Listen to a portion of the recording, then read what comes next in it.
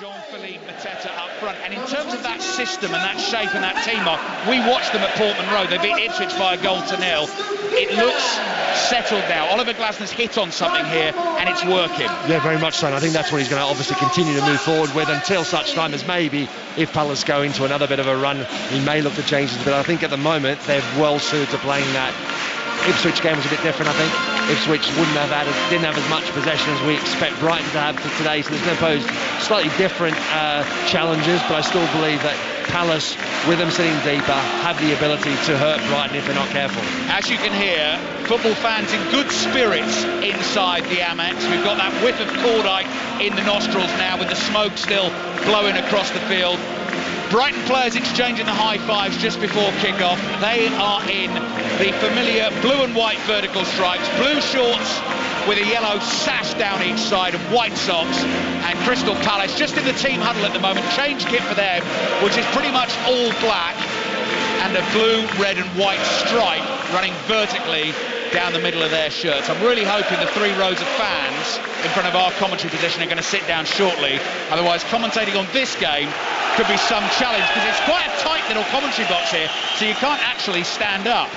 Game's about to get underway. Brighton against Crystal Palace. Blue seats in front of us, starting to flip down. Thank you very much indeed, everyone. Mark Schwarzer. We can see the whistle blows. Michael Oliver's the referee. Let's get going. Brighton against Crystal Palace. Palace kick off. They're playing from right to left in this first half. Long ball downfield from Dean Henderson. He's headed straight up in the air. Mitoma jumps. Munoz is there. Nods it back down towards the halfway line. Crystal Palace player goes down early on there. That was Chalabar who was caught, but Palace continue their attack down the right. Thumping challenge in on Munoz as well. And the ball has gone behind for a Crystal Palace corner. First minute of the game, and Purvis Estupinian, that challenge got a huge roar from the Brighton fans, Mark Schwarzer. Yeah, there was a huge roar from it. Trevor Chalobah went down very, very early there. I think he slightly got caught by João Pedro, but got up quickly afterwards. The referee acknowledged it, play on, and yes, it already is hotting up to be a fiercely contested match. Yeah, atmosphere is cracking inside the Amex Stadium. Hope that's coming through loud and clear. Will Hughes is going to take this early corner for Crystal Palace with his left foot, in swinger to the near post, headed up in the air, should be the goalkeeper's ball. Bart Verbruggen obviously can't hear him shout mine, he certainly did. Stretches high in the sky and clutches the ball safely to his chest. Bowls it out underarm to the right back, Tariq Lamptey. He plays back into his own penalty area to Van Hecke, and Jean-Philippe Mateta doesn't go anywhere near Van Hecke, even though he's inside his own box. The press hasn't started yet. Now Ismaila Sarr starts to move in for Palace, and Brighton very carefully come back to their goalkeeper. Game of cat and mouse. Fabian Herzler, the Brighton boss, already trying to manoeuvre Tariq Lamptey a little further up the right-hand touchline. Long ball straight down the middle of the pitch. Hits Chalabar on the back here. Lacroix is there. He's got it covered for Palace. Strokes a pass back to his keeper, Henderson, who gives it the big hoof downfield. Mark. Yeah, it's a brilliant ball from Van Bruggen there. He held the ball up. He was looking to play out. The game was really stretched, and all of a sudden it's a long pass into Palace's half, and I tell you what, Trevor Chalobah gets very, very lucky because he loses the sight of the ball, and as he turns and faces his own goal, the ball just clips him on the back of the head and falls to his teammate Lacroix, who was actually out of position as well.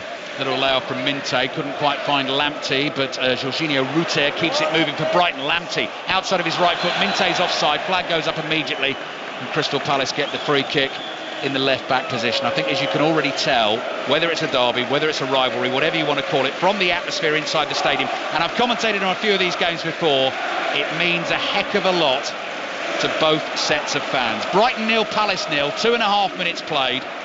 Dean Henderson, ball in bright, luminous green away to our right, slightly over, hits the pass out from the back. Brighton take a quick throw. Estupinian fizzes it forward to João Pedro. Clever skill, flicks it over his shoulder. Mitoma's shot. Henderson blocks it with his legs. It's behind for a corner. Yeah, very good save from Henderson there. Keeps his feet, stays on his feet, makes himself really, really big there. Cuts the angle off. Mitoma in the end gets that shot away, and Henderson just throws his legs at it. Big save. Aston Villa West Ham underway in the WSL. Early goal. Villa leading West Ham 1-0. The 12:30 kickoff. Everton still leading Manchester City by 2 goals to 0. Scottish League Cup final today as well, of course. We'll keep you across that. Kicks off at 3:30 at Hampden Park. Celtic against Rangers. Corner then for Brighton. They've had to defend one from Palace.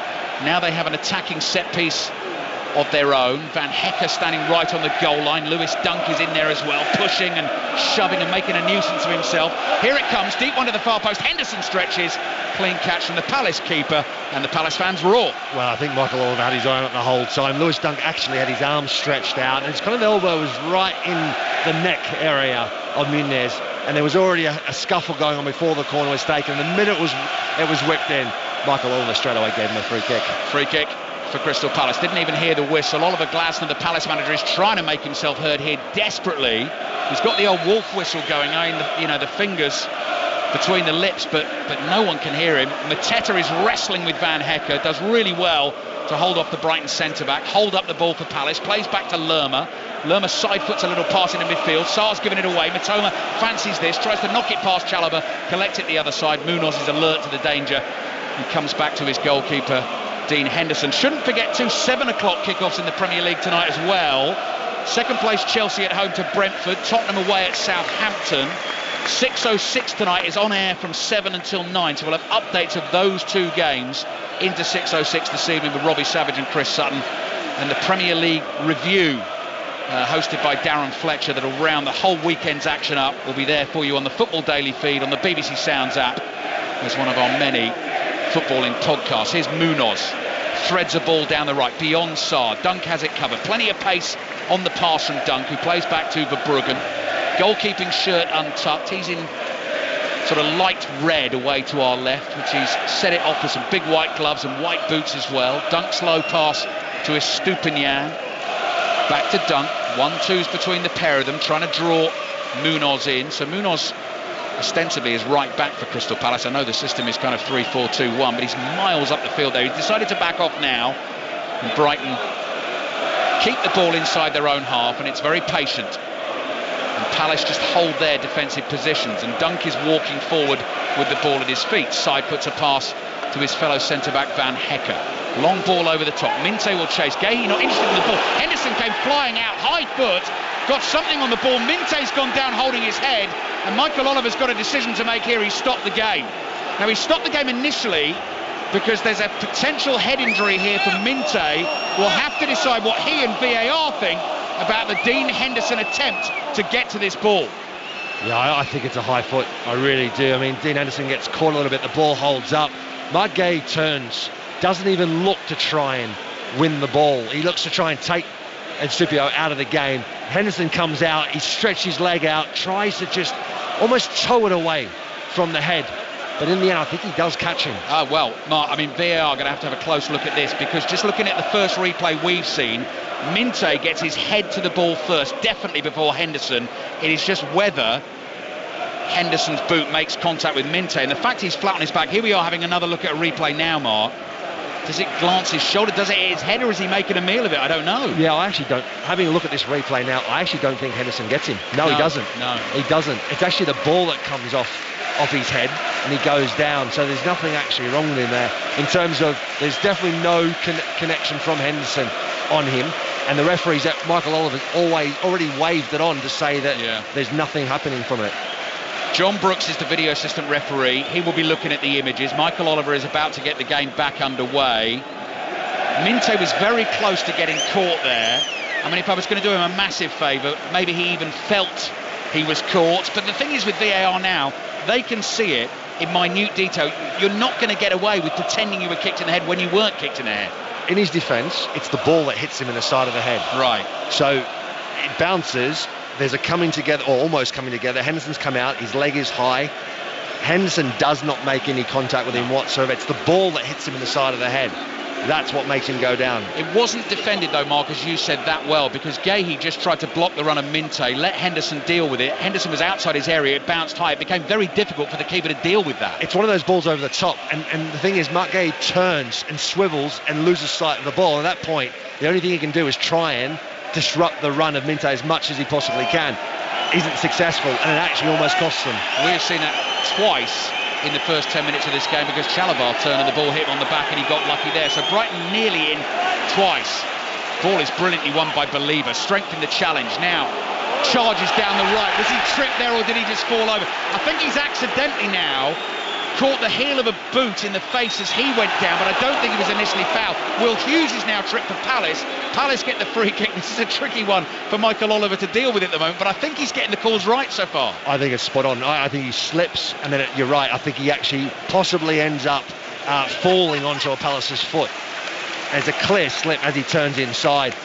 There's no contact there at all. Yeah, there's nothing there whatsoever. And I think the referee and the linesman, who was, 10 yards away, got it absolutely spot on. The energy and the dynamism there of Believer, though, to step in and win the ball and take it on for Brighton was very impressive. Started well this game. Let's hope it continues in this vein.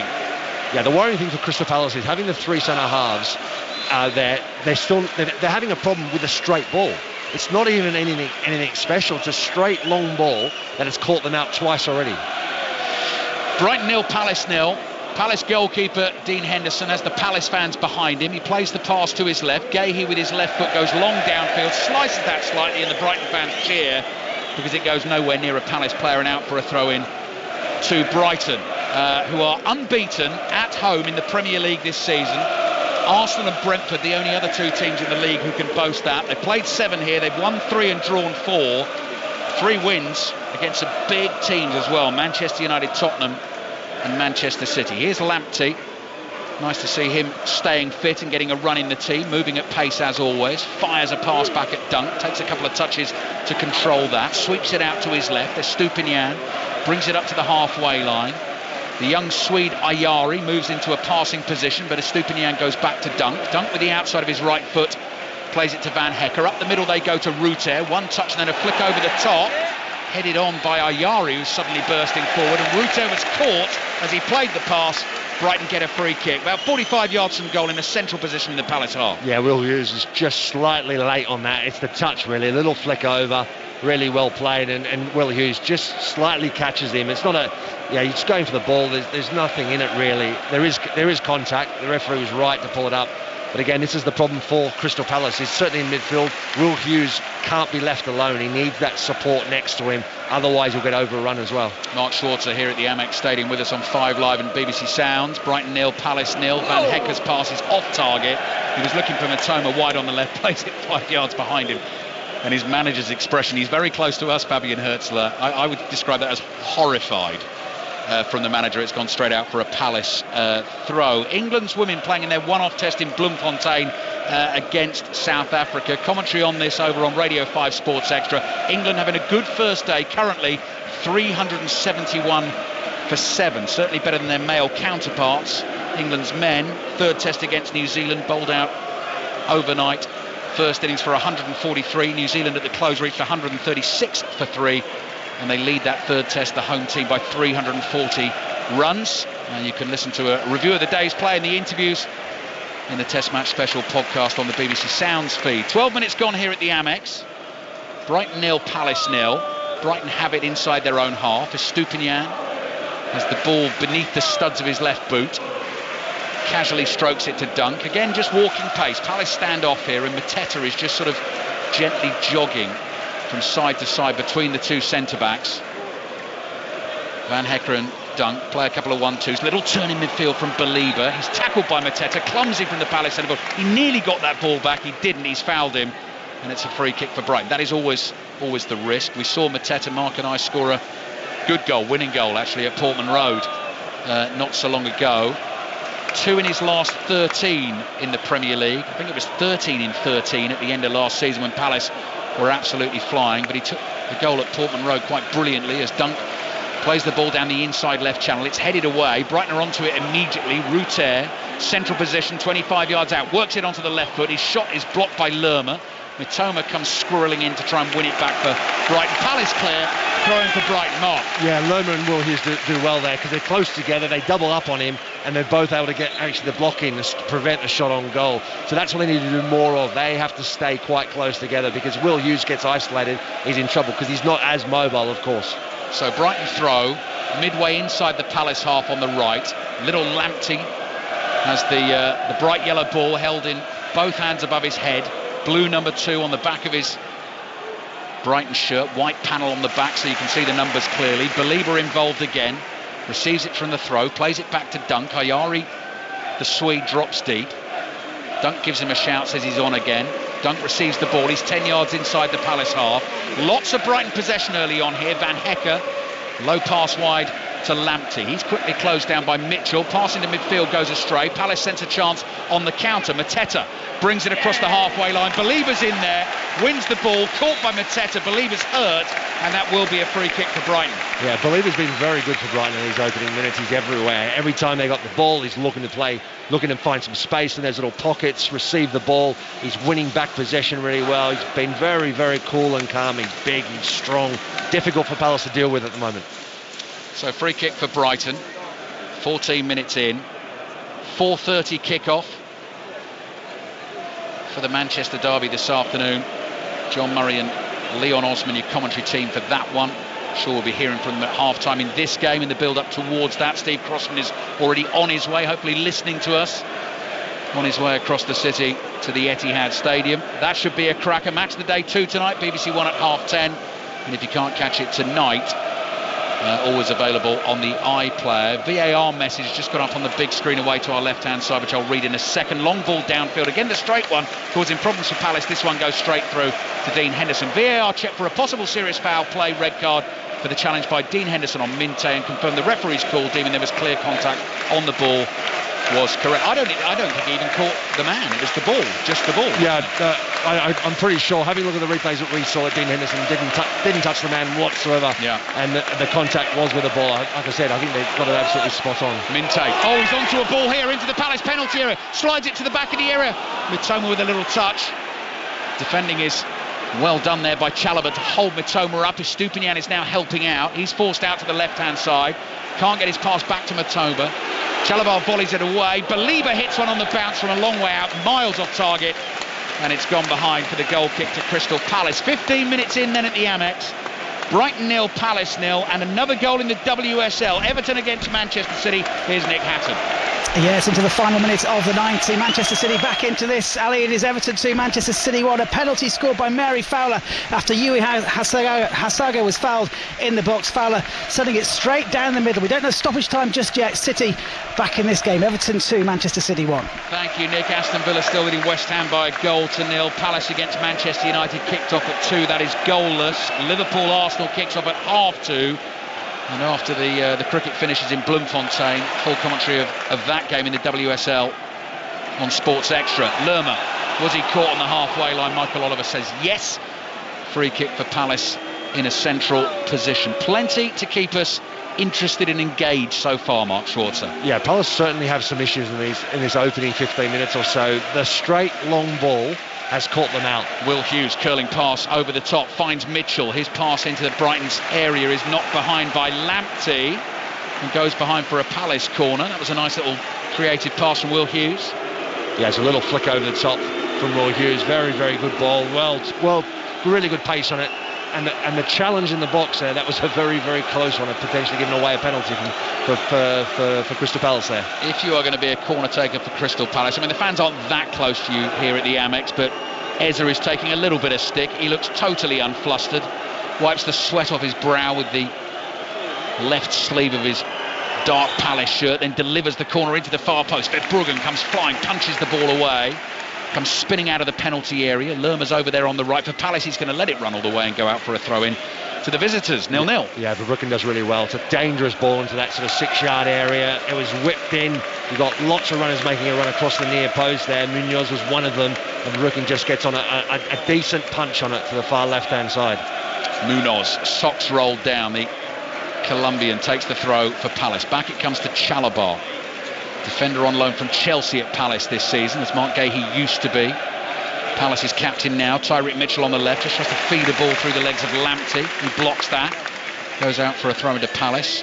Tyreek Mitchell only 5 or 6 yards away from us, very close to the pitch here in our commentary position. Back it comes to Gahey.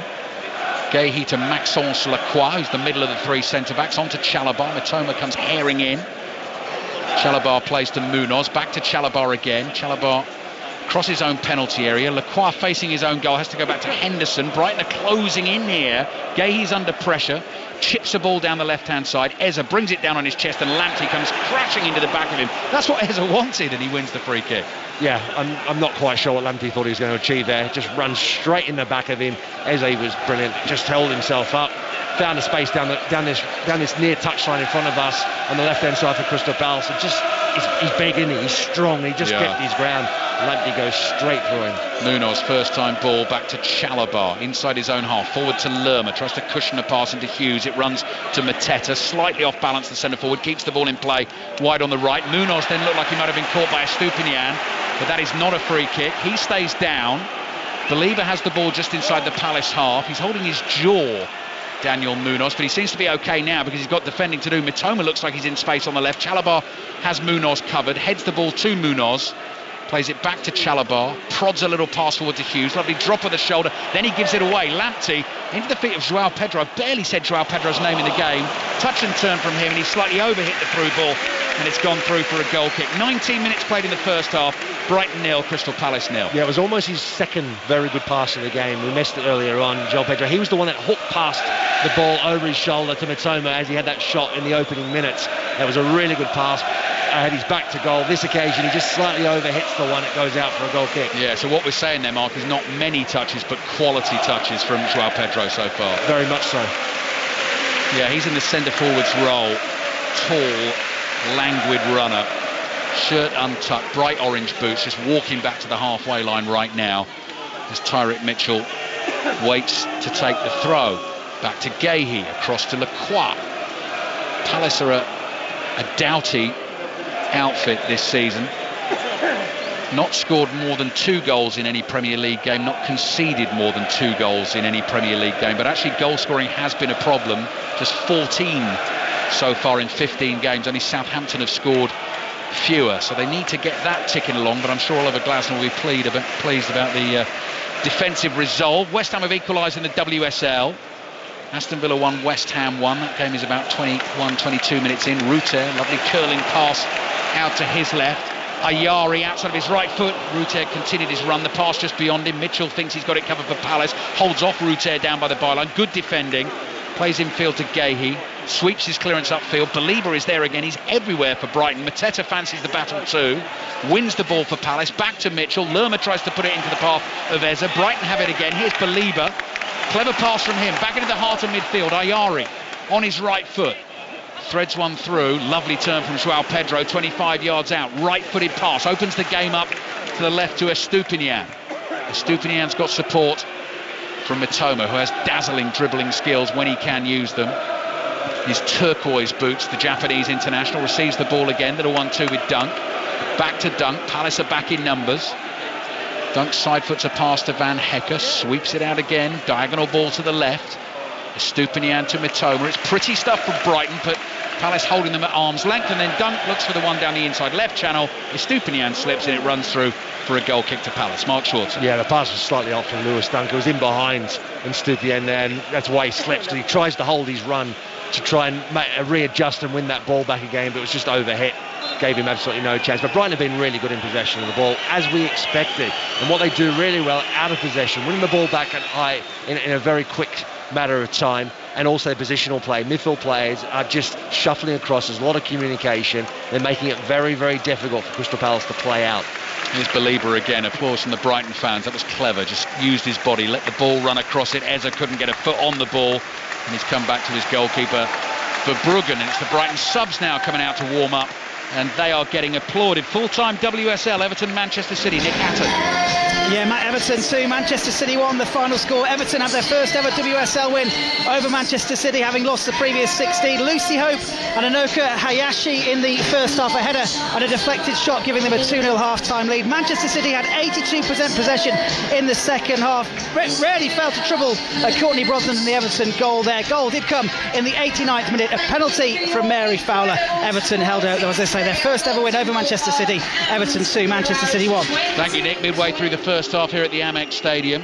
Probably tell by the boos and jeers that Crystal Palace in possession. Gahey's curling ball from the left, attacked at the far post by Munoz, controlled on the edge of his box by Mitoma, tries to bring it out, and that's a hefty challenge on him by Chalabar. Michael Oliver's going to play the advantage. Joao Pedro sprinting away down the left-hand side. That leggy stride might just get into the ball. Got a nudge from Maxence Lacroix, and Michael Oliver says that is going to be a free kick for Brighton, right down by the byline on the left. It was a dangerous break from the home team. Not sure Lacroix needed to shove Joao Pedro. He's complaining he didn't. Well, it was definitely a foul. He doesn't need to, you're right, absolutely. João Pedro's running out of room. There's nowhere for him to go. There's a clear shove. He's claiming it's shoulder to shoulder, it's not. Lacroix's behind him, he shoves him in the back, and Lacroix just gives away a needless free kick. Rash defending from Maxence Lacroix, the summer signing from Wolfsburg for Crystal Palace. Palace fans behind that goal away to our right that Palace are defending, encouraging their team here. They'll be anxious though. Brighton set piece, 0-0 at the Amex. Whistle blows. Ball is just re-spotted by Ayari. Van Hecker's in there, Dunk's in there. Little pause before the free kick is taken. Estupiñán doesn't think that Palace wall is 10 yards. It's a two-man wall of Eza and Hughes. Ayari now with the delivery to the near post, easily caught by Dean Henderson. Just looking for that little flick at the near post, there was no touch on it. Yeah, it was a poor ball actually. It was too closely directed towards Dean Henderson there. In the end, it was a very simple catch from in the near post area. Needed to get more weapon and actually further away from the goalkeeper. It had to be along that 6-yard line. Along that 6-yard line box, it's such a difficult one for the goalkeeper to actually come out and have any chance of winning that ball. Gahey plays back to Henderson, Palace's goalkeeper, inside his own penalty area. Lerma's there for him. They play a 1-2. Brighton start to close in. Gahey's got the ball on the edge of his own box, plays it into midfield. Belieber ran into Michael Oliver. Eze's got the ball at his feet. Brings it forward for Palace. Now Mateta. Mateta lines the shot up, driven low, took a big deflection, has gone behind for the corner. Michael Oliver apologises. The ball didn't hit him. He blocked the run there of Belieber, and he apologises for that. That is going to be a corner for Palace. Before we deal with that though, Watford West Brom, Aaron Paul. 0-0 here, the best chance falling to the home side. Rocco Vata smashing the crossbar with a volley. Watford 0, West Brom 0. So corner for Crystal Palace is coming. Eza's going to avoid a bit of the close range stick from the Brighton fans for now. He's handed that over to Will Hughes. Will Hughes won't mind that at all. Very experienced top flight footballer, number 19 on his back, bellowing instructions across the field as to where this one might end up. Left footed, goes short to Eza, corner of the Brighton penalty area. One touch, curling ball aimed at Mateta, came off a Brighton shoulder. That's gone behind for another corner. Crystal Palace playing Manchester United in the WSL. Latest from Emily Herbert. It's Crystal Palace 0, Manchester United 0. It's been all United smothering the Eagles' defence. Galton's hit the post, Turland's hit it over the crossbar, but can't find that advantage yet. 27 minutes played. It's Crystal Palace 0, Manchester United 0. Yeah, Eagles there. Eagles and Seagulls here at the Amex Stadium, which is another thing. That Brighton nickname actually emanated from the Brighton Crystal Palace rivalry. I'll tell you about that in just a second. Let's see what Palace can do with the corner. Will Hughes over to the right, left-footed delivery into that near post. It's shot and into the roof of the net from Chalobah. Totally unmarked. The corner cures confusion at the near post. The ball drops so invitingly for Chalobah, who was on the floor, but while he was on the floor, was able to swing his right foot, connect sweetly, smash it into the roof of the net. Brighton are going to come over and complain about something that went on in the penalty area before the goal was scored. They feel there was a handball. For now, though, Brighton 0, Crystal Palace 1. Yeah, it's a great start for Crystal Palace. Against the run of play, really. I'm not sure. Michael Oliver's, there's a lot of discussion going on with the VAR assistant. We'll have to see on the replay here. I'm not sure there's any handball in that. I mean, maybe there is one. I'm trying to work out who that is. Maybe it's hit Tarek Mitchell as the ball's bounced down. Completely unintentional. But Trevor Chalobah smashes it into the roof of the net, and Crystal Palace, if this lead sticks, they'll find themselves very, very fortunate to be ahead. Against the run of play, Trevor Chalobah has scored for Crystal Palace. John Brooks is the video assistant referee. They are looking at it, checking a possible offside rather than a handball. The corner comes into the near post. It misses Mateta. It takes a touch off Van Hecker. The message has gone up on the big screen. They're checking for a possible offside. So the Brighton fans semi-excited about this. Now they're checking for the possible handball. So they've looked at the offside. Now they're looking at the handball in there. And we are still waiting, and that message is chained on the big screen as well. Michael Oliver holds play up. The ball is on the centre circle. Was there a handball in there? From Sarr, possibly. From Ismaila Sarr. Yeah, it could be. As he runs towards the ball, does it strike his right hand? Michael Oliver still waiting. He's marching back into the Palace half. The goal stands. The Palace fans celebrate. It's Brighton 0, Palace 1. Wow, against a run of play, Crystal Palace, I tell you what, they've taken their chance. They've had one chance in the game, and Trevor Chalobah, the one that you probably least expected, takes it, and Palace find themselves ahead against a run of play. Second goal of the season for Trevor Chalobah.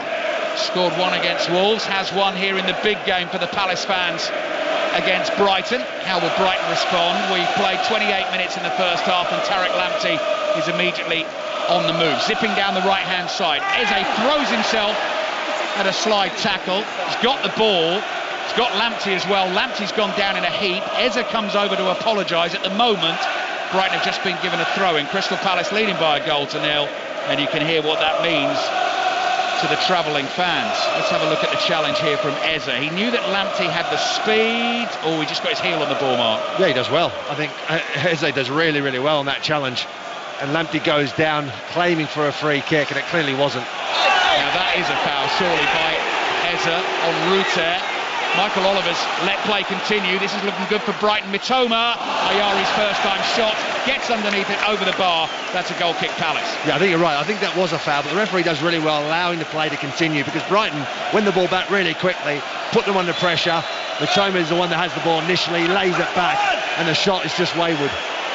Crystal Palace fans slinging the match ball around between themselves in that away end to our right-hand side, and Michael Oliver very visibly pointing to his watch and saying, look, it's not going to make any difference. I've stopped the clock. You can't waste time. Crystal Palace lead by 1-0, still plenty of time in this game to go. 2 wins in their last 12 games against Brighton for Crystal Palace. This would be a big one, particularly given their position in the Premier League as well.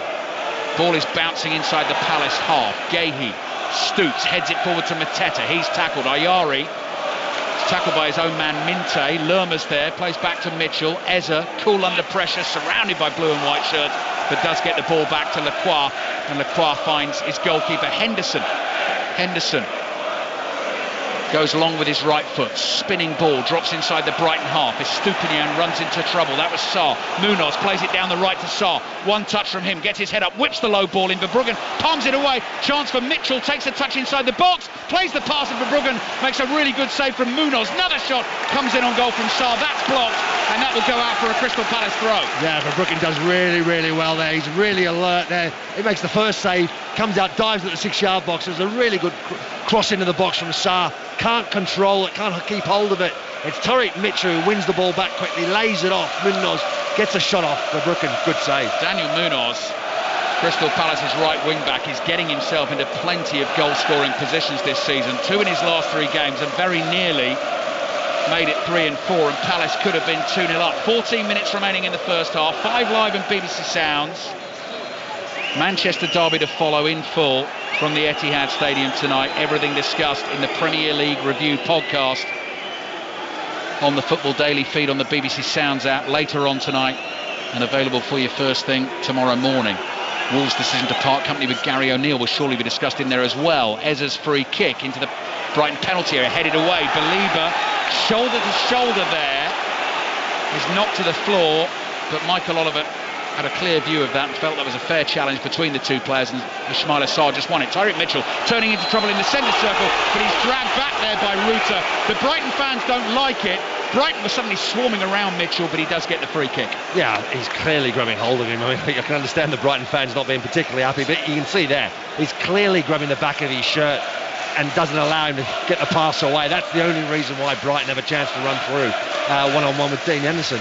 No win in the last 3 games for Brighton coming into this one. Draw at home against Southampton. Led 2-0 away to Leicester last weekend. Conceded 2 in the last 5 minutes. Here's Mitchell's cross from the left to the back post. It's 2-0. Ismaila Sarr makes the run. Leaps, heads it in from close range. And the Crystal Palace fans in dreamland at the Amex Stadium. Brighton 0, Crystal Palace 2. Yeah, it's a brilliant ball from Tariq Mitchell down his left-hand side. Whips it into that far post early. The problem you have is that Lamptey makes a mistake. He doesn't go for the ball. He's trying to go for the man, misses it completely. Tariq Mitchell hits him on the back of the head or the back of on his shoulders, and it pops up. He's quick to react, whips it into the far post, and it looks like Verbruggen's going to come for the ball. He hesitates, and it drops into that far post area, and it's a simple header to the back of the net. Brighton players are gathered together talking amongst themselves about how they might try and sort this out. They're in trouble at home, 2-0 down against Crystal Palace, and the Palace fans, as I say, absolutely cock a hoop. And Ismail Assar gets on the end of the Mitchell cross, has the run on the defenders, powers it home, and that is why Palace lead by 2-0. Goal at Watford, West Brom, Aaron Paul. Watford 1, West Bromwich Albion 0. It's the much lamented Vacuum Bayo who puts the Hornets ahead. Ball in from the far side, really good glancing header from the forward. Watford 1, West Brom 0. 12 minutes remaining in the first half here. Brighton 0, Palace 2. Estupinian's ball down the left, intercepted by Munoz. Palace sensed another chance to come forward there. Brighton have won it back. Here's Believer in the centre circle. Holds off Mateta, finds Lamptey. Lamptey comes back into his own half and plays to Van Hecker. Van Hecker across the dunk. But the noisy fans you can hear on the south coast at the moment are those Crystal Palace fans packed into that away end, away to our right. João Pedro's come deep for Brighton. He's just 10 yards inside the Palace half here. Plays the ball back to Van Hecker. A couple of touches from him, striding forward. Zips one into the feet of Ruter. Ruter thought Lamptey was slightly wider than he was. Plays it up towards the dead ball line, but Palace can just shepherd that out of play, and that'll be a goal kick for the visitors. Mark Schwarzer. Yeah, I'll go back to that second goal there. I said initially that Lamptey goes for the man. He doesn't. He actually just completely misjudges the ball, and he jumps for it, and it goes over his head, and that's where Tyreek Mitchell thinks he's lost it. Hits him on the back. He reacts quickly, whips it into that far post area. But Brighton looks like he's going to come for it. Changes his mind, and it looks like Lewis Dunk just stops. I think he feels like the keeper's coming for it. He doesn't, and it's a simple header at the far post, uncontested by Sarr. Van Hecker missed kicks with an attempted clearance from inside his own half. Mateta to Mitchell to Hughes, quickly forward looking for Eza. Van Hecker makes amends for the mistake and intercepts. The ball runs here to Believer across to Mitoma. Mitoma tries to beat Chalabar on the outside. Chalabar slides in and wins it, gets Sarr away. Down the right for Palace. Support again from Munoz. Thought about the first time cross. Chops back onto his left foot. Finds Will Hughes. Wide to Munoz on the right. Little run made by Sarr. Good from Palace. This down to the byline. Cross that into deflection, and Verbruggen is in the right spot to gather it at his near post for Brighton. Rushes to the edge of his penalty area. Clears it high into the air downfield. Chalabar's got it covered. Nods it forward. Will Hughes brings it down on his thigh and plays back to Chalabar again. Yeah, Brighton are clearly rattled by these 2 goals they've conceded. They are a little bit uneasy now, unsteady, and Palace see an opportunity to try and punish them even more. Not lost at home in the Premier League. The only team to win at the Amex so far this season, Liverpool, 3-2 in the League Cup 4th round. But Palace going some way towards a cherished victory here this afternoon, leading 2-0. Van Hecker under pressure, chasing back. Mateta breathing down his neck. Diving header back to his goalkeeper Verbruggen, who holds on to it for a second, then rolls it out to Lewis Dunk, who, as I said at the start of the commentary, has seen it all before, will have been in positions like this before in games like this one. Brighton have got a bit of work to do, seen plenty of the ball, had some good chances, but Palace 2-0 in front. Lamptey forward to Ruter, back to Lamptey. Lamptey trying to get away from Eza, manages to do that. Still speeding forward. Lamptey, then Hughes in with a challenge. Lamptey down on the edge of the box, looks pleadingly at the referee, doesn't get the decision. Ruter got a touch on the ball, it gets away from him, and that's a goal kick for Palace. Yeah, I think his last touch is the one that lets him down, isn't it, Lamptey? He's on a really good run there. Eze tries to foul him, manages to brush him off, and it's his next touch. I think it's, Will Hughes does really well. He actually steps across there, and as Lamptey touches it to try and get past him, he just plays it right into Will Hughes' foot. We've had pictures of a slightly puzzled-looking Diego Gomez, Brighton's new signing, joining the club in January, the Paraguayan. Mateta here heads a long clearance forward into the arms of Verbruggen. And he's obviously watching the game today thinking, well, this lot unbeaten at home so far this season. What's going on here? There's a couple of really good, interesting battles going on. Van Hecker against Mateta. There's a real physical battle between the two of them. And then on the other side, you look at Trevor Chalabar and Mitoma. So far, Trevor Chalabar's done really well to contain him. He's been really tight up against him, made it difficult for Mitoma to have some space. João Pedro's lost the ball to Ismail Assar, onto Mateta. Mateta can't quite dribble past the Brighton defenders. Believer is here, left-footed ball, looking to get Mitoma away. Longer ball over the top. Chalabar's got to Different challenge to deal with now because Mitoma's got the ball at his feet and Chalobah is backpedaling down by the byline on the left. Mitoma, low pass back to Believer just outside the Palace penalty area. Stops for a second, left-footed attempt. Lerma blocks that. The ball spins up in the air. Believer races back, plays it to Estupinian. Little dummy from João Pedro. Right-footed cross from him, way too close to Dean Henderson. Very casual from João Pedro. I mean, he's one of those players who can look casual. That wasn't great. Yeah, he was looking for a run. And it was Rutter there who basically stood still as João Pedro plays that ball. And I think there's two reasons for it. Firstly, the ball was overhit, too close to Dean Henderson, so we're just thinking, well, I'm not going to get it anyway. And on the other hand, João Pedro's just lifts his hands and say, why are you not making the run? Ayari tries a sort of clever little back heel pass where he might have been better to control it. Battling with Will Hughes. Hughes is down hurt. Mitoma brings the ball forward for Brighton, then loses it. Munoz has it for Palace, clears with his right foot.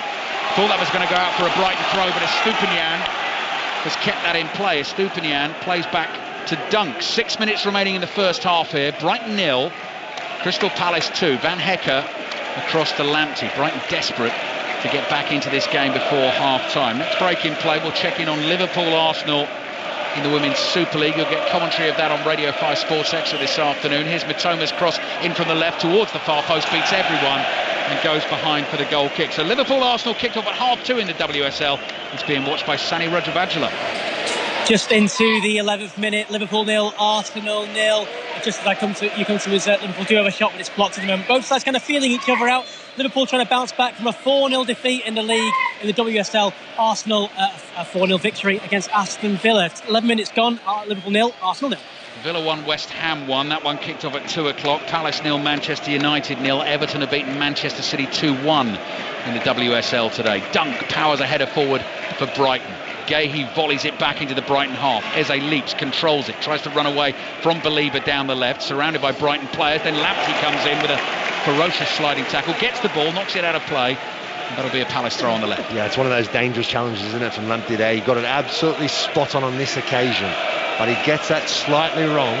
It's a very easy decision for the referee to pull out the colour of a card, and it's not going to be yellow. There was a real aggression in it to really go and try and win that ball, and probably a level of annoyance in it too. But as Mark said, has he mistimed it, could have been a problem. Lacroix's long ball forward, bounces once, and Verbruggen leaps athletically, catches it on the bounce and gets Brighton moving down the left. Bowls it out to Estupinian. Fabian Hertzler just shrugs and walks back to his seat here, just beneath us in our 5 Live commentary position. Scribbles a little note on a pad. Dunk's overrun the ball out of his own half, is tackled, and he's actually conceded a throw, and now Dunk's out of position, and Munoz sees a chance to take it quickly, but Michael Oliver's going to wave him back down that touchline. Yeah, well, there's only Mateta up front, and there's like 4 Brighton players, so I don't think there's really going to be that quick a throw being taken. Munoz then steps back in the right position, and they just retain possession again. Crystal Palace.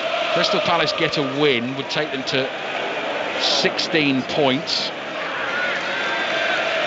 Ipswich in 18th after their win yesterday on 12 points. Wolves on 9, Southampton on 5. Those are the current bottom 3. Here's Hughes. Now Munoz plays back to Chalobah inside the Palace half. Lacroix sees something on up the middle, finds Mateta. Lerma looking for Eze. Lamptey read that, steps in to intercept. Ruter brings the ball down, tries to take it forward. Eze takes it off his toe. Lerma's fouled by Ruter, who was trying to win the ball back. Lerma seems in some pain there. That is going to be a free kick for Crystal Palace. So yeah, Palace win would take them to 16 points. That would take them above Everton, who got that very good draw at Arsenal yesterday, and above Leicester as well, who were thumped by Newcastle. Everton on 15 and Leicester on 14. And it would continue this impressive run at the moment for Crystal Palace. Coming into this one, it was just 1 defeat in 8. They've managed to find the goals today to add to the performance. Here's Munoz down by the byline on the right. Chip cross, Eze's header. Oh, it was heading to the far corner, just wide. Goal kick Brighton. Big chance for Crystal Palace. Eze does really well. Steps back away from the Brighton defenders. Munoz down his right-hand side. He's been a real threat. It's about a penalty area where he's headed that free header from distance. He looks to try and direct it into that near post area, and it just looped past that post. 2.5 minutes remaining plus added time at the end of the first half here. Brighton 0, Crystal Palace 2. Aston Villa's women now 2-1 up on West Ham. They've scored just before half-time, and England's women have declared in Bloemfontein. First innings declaration 395 for 9. Van Hecker waits to take a free kick for Brighton, who are not used to this at home this season. Joao Pedro's received the ball very deep, just over the halfway line. Plays to his right to Lamptey. Back to Van Hecker. Across to Dunk. Dunk striding forward. Releases the ball. Estupinian, little 1-2 with Ayari. Back to Dunk again. Dunk plays it across the halfway line to Van Hecker. A few gulls circling above our heads beneath the grey skies here on the south coast as Lamptey plays back to Van Hecker, forward into the feet of Ruter, plays to Ayari, his little layoff doesn't come off. Michael Oliver says play on. Ayari went down. Palace on the counter-attack. Eze into the feet of Mateta. Mateta's little pass across the face of goal just beyond Eze, and then the flag goes up for offside. It wouldn't have counted. Brilliantly worked by Crystal Palace. Brighton were actually looking for a free kick all the way back down the field. Palace could nearly have had a third. Yeah, they could have. I mean, it was just a little bit unfortunate there. I think the ball got held up a little bit. Mateta looks to try and play it back square into the 18-yard box. Eze just slightly offside. But you could see that before from Harari going down. Michael Oliver was very close to giving him a free kick. The minute he didn't, Harari was back on his feet rapidly. So it just makes you wonder how much of a connection was that. 1 minute remaining in the first half, plus a bit of added time. We're hoping that Steve Crossman has made it to the Etihad Stadium. More build-up to the Manchester derby. Full commentary on that on the way this afternoon on 5 Live. And BBC Sounds Manchester City against Manchester United. You can always listen to us on the move on 5 Live, Sports Extra, all the BBC radio channels via that BBC Sounds app. Minte chases a ball down the right, stumbling forward. Mitchell tries to get the tackle in. It's a right old scramash, that is. Minte wins the battle, plays it back to Lamptey. Showed too much of it to Eze. Strong in the challenges, Eze. Inside his own half, then stops for a second. Dummies. Plays to Mitchell. His right-footed ball is beyond Mateta. Van Hecker controls. 4 minutes of added time just to give Steve Crossman a little more time at the end of the first half. Mitoma leaps to avoid a challenge. No free kick there. Sarr tackled by Ayari inside his own half. Gay's got to be careful. Pokes it forward to Hughes. Back to Lacroix. Forward to Eze. Lamptey rushed in there. Didn't get the ball. Van Hecker does step forward and win it. And Ayari plays it back to Dunk. And it's livening up right at the end of this first half. Yeah, Palace are struggling to get hold of the ball there. A couple of wayward passes, just out of reach. Brighton see an opportunity to try and apply some pressure just before half-time. They're really aggressive on that front foot. Steve Crossman has landed at the Etihad Stadium, we are pleased to say. John Murray and Leon Osman with the commentary. The Manchester derby this afternoon. Sarr was bursting forward. Lewis Dunk stuck an arm out. I think that's going to be a yellow card. He was stopping the break. Sarr chested it down on the halfway line. Brighton were wide open. They're pushing forward late in this first half. Dunk had to take the yellow card. Yeah, he did, yeah. Professional foul. He knew he was caught out. He knew that Palace were on the break. He's having a go to one of his teammates for not holding the ball up. Really sloppy pass. And unfortunately for Lewis Dunk, he's the one that has to take the yellow card. Mark Gahey waits to take the free kick. You can listen to us on your smart speakers as well, of course. Around the house, wherever you are, whatever you're doing, just tell the smart speaker to play Radio 5 Live, and the football commentary should come through loud and clear. Gahey to Lacroix. Couldn't have gone any better for Crystal Palace here this afternoon. Very quiet inside the Amex now as Sarr chases a ball downfield. Awkward for Dunk. Has to leap and push a pass back to Verbruggen. Clears first time. Munoz heads it infield to Mateta. Mateta tries to keep that in play on the right. Palace have lost it now. Mitoma gets a touch on the ball. Belieber now in central midfield, trying to run away from Lerma. Eze's there, gets a foot on the ball. It runs to Ruter. Brighton fans encouraged by the forward movement of their team. Here's Mitoma gliding down the left. Joao Pedro's there in support. Belieber's got an arm in the air, wants the ball on the edge of the box. Joao Pedro works it onto his right foot, moving across the face of the box. Might come back to Joao Pedro. He was looking for Ruter. Ruter couldn't get the ball back to him, and Palace happy to clear it into the Brighton half. Yeah, what Palace have done well in this first half is they've hustled well. They've gotten back in position. A couple of times they've been caught out, straight balls, but they've actually hustled, recovered well. Good ball from Van Hecker to Lamptey. Chance, left-footed shot, sliced wildly wide and behind for the goal kick, but encouraging signs for Brighton late in the first half. I think Lamptey ran out of room in the end. There were two players. One was Mark Gay and another Brighton player who fell over. They slipped over in front of him just as he was about to take the shot, and he had to readjust. There was just no room for him to get that shot away. Watford 1, West Brom 0 is a half-time scoreline in the Championship. Kicking off at 3 o'clock this afternoon is Norwich against Burnley, and don't forget, Scottish League Cup final. We'll have updates on that. Gavin Wallace is there for us. Hampden Park. Celtic against Rangers Kicks off at 3:30. This is Brighton 0, Palace 2. Brighton fans around us heading in now. A couple of minutes to go in this first half. They've decided that is time. They've seen enough for now, hoping their team can produce a stirring second half comeback to try and turn this around. But for now, they're heading in for hot drinks. Not that cold here today, actually. Michael Oliver wants to give Palace the hurry up. Shrill blast of the whistle. Mitchell takes the throw, lobbed forward by Eza. Ismail Assar collects it on the left, tries to turn a clever little pass into the run of Mitchell. It's blocked and goes out for a throw into Palace. Attacking position on the left, perfect for Palace this. 30 seconds left in the first half, leading by 2-0. Had to soak up some early pressure. But Chalabar scoring from close range, a goal that was checked for a potential offside and a potential handball. Looking closely to see whether it brushed the hand of Ismail Assar before Chalabar got on the end of it. Here's Gahey on the left, keeps a run going, slides in, catches Lamptey. Michael Oliver's going to show him a yellow card. That was just enthusiasm from Gahey. He lost the ball, he chased it. Lamptey is quick and got there first, and his momentum just took him crashing into Lamptey. Yeah, I mean, it's the slightest of touches. It's the sliding out. I mean, it's just a silly challenge from Mark Gahey. He doesn't need to. He just does not give the referee any other opportunity other than to give him a yellow card. So a few jeers on the half-time whistle there from the Brighton fans, and Fabian Herzler, the young Brighton boss, does not look best pleased. His team have seen a lot of the ball. They're trailing Crystal Palace by 2-0. The goals from Trevor Chalabar, close range finish while he was lying on the floor. That was a near post corner that caused Brighton the problems. And then Brighton sort of fell asleep a little bit. Left wing cross from Tyreek Mitchell. Ismail Assar popped up at the far post. And Crystal Palace, Mark Schwarzer, lead it by 2-0. Look, they weathered the storm. They didn't get everything right, and there's going to be obviously some discussions at half-time from Oliver Glasner to try and rectify some issues that they've got on that pitch, certainly in that first 45 minutes, some of the threats that Brighton posed for them. But overall, he's going to be delighted. Coming in 2-0 ahead at half-time after that sort of first half performance, I think he'd be delighted with it. Yep, the rivalry is going Crystal Palace's way at the moment. Half-time at the Amex Stadium. Brighton 0, Crystal Palace 2. Ali, I appreciate how you sort of made that feel like it was a bit like Challenge Annika, and was I going to get here or not? Would it come together? I've been here for 20 minutes. I've been enjoying listening. Yeah. Mark, it sort of feels quite appropriate that Sarr has scored there, because we had the conversation before the game about the impact of Elise leaving and what that might have done to some of his teammates like Eza. Well, Sarr is obviously one of the men brought in to fill that void.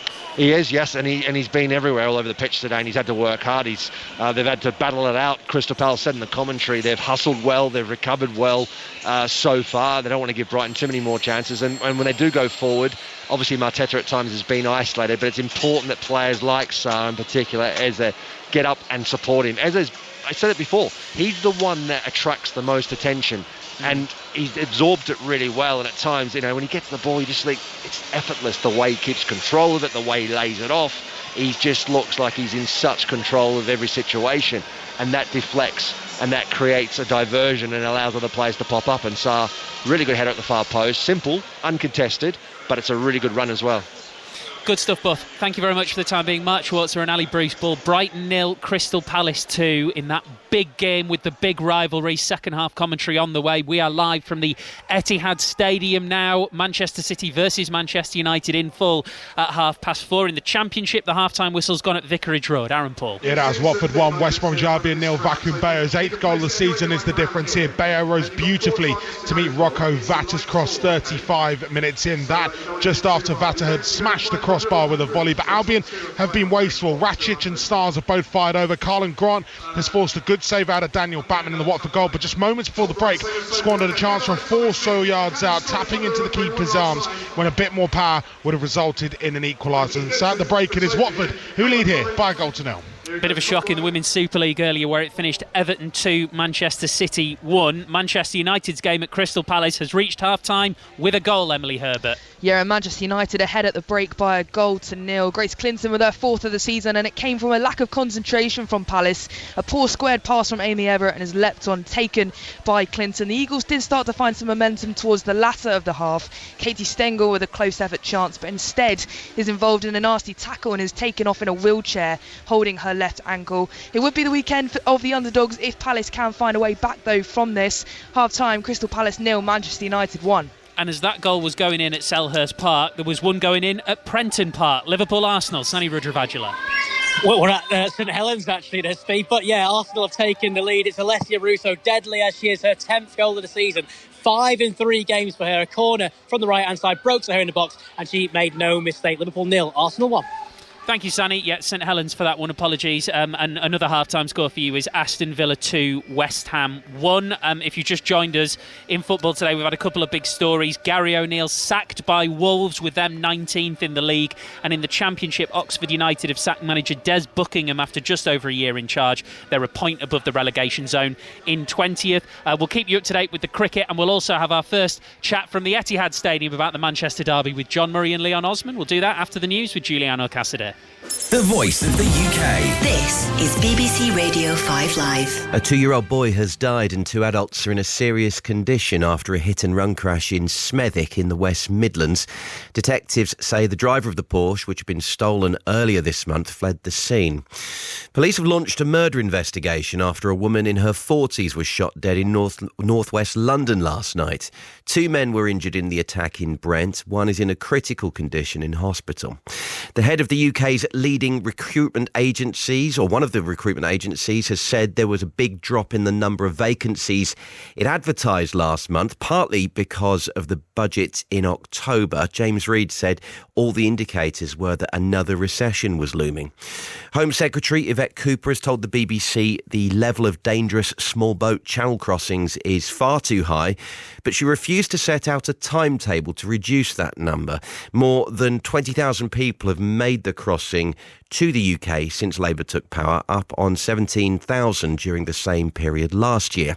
And 7 tourists in Fiji have been sent to hospital with suspected alcohol poisoning and are reported to be in a critical condition. It's believed they drank cocktails at a resort bar. 5 Live Drive With Chris Warburton and Claire McDonald. Brilliant to have you here. Fantastic to have you on board. I ended up in a hire car giving a lift to Graham Taylor. Why were you giving him a lift? That's minor detail. Is it? Yes. I want to know why you were giving him a lift. My dad was very good friends with 3-time Open winner Henry Cotton. And he got out of the car and this golf fan just did a double take and went, "What are you doing here?" And he went, "Well, I've got to be somewhere." 5 Live Drive. With Chris Warburton and Claire McDonald. Weekdays from 4. Ask your smart speaker to Play BBC Radio 5 Live. This is 5 Live Sports. With Steve Crossman. Listen on BBC Sounds. Let's go straight back to St Helens in the Women's Super League, where there's been a penalty. Sani.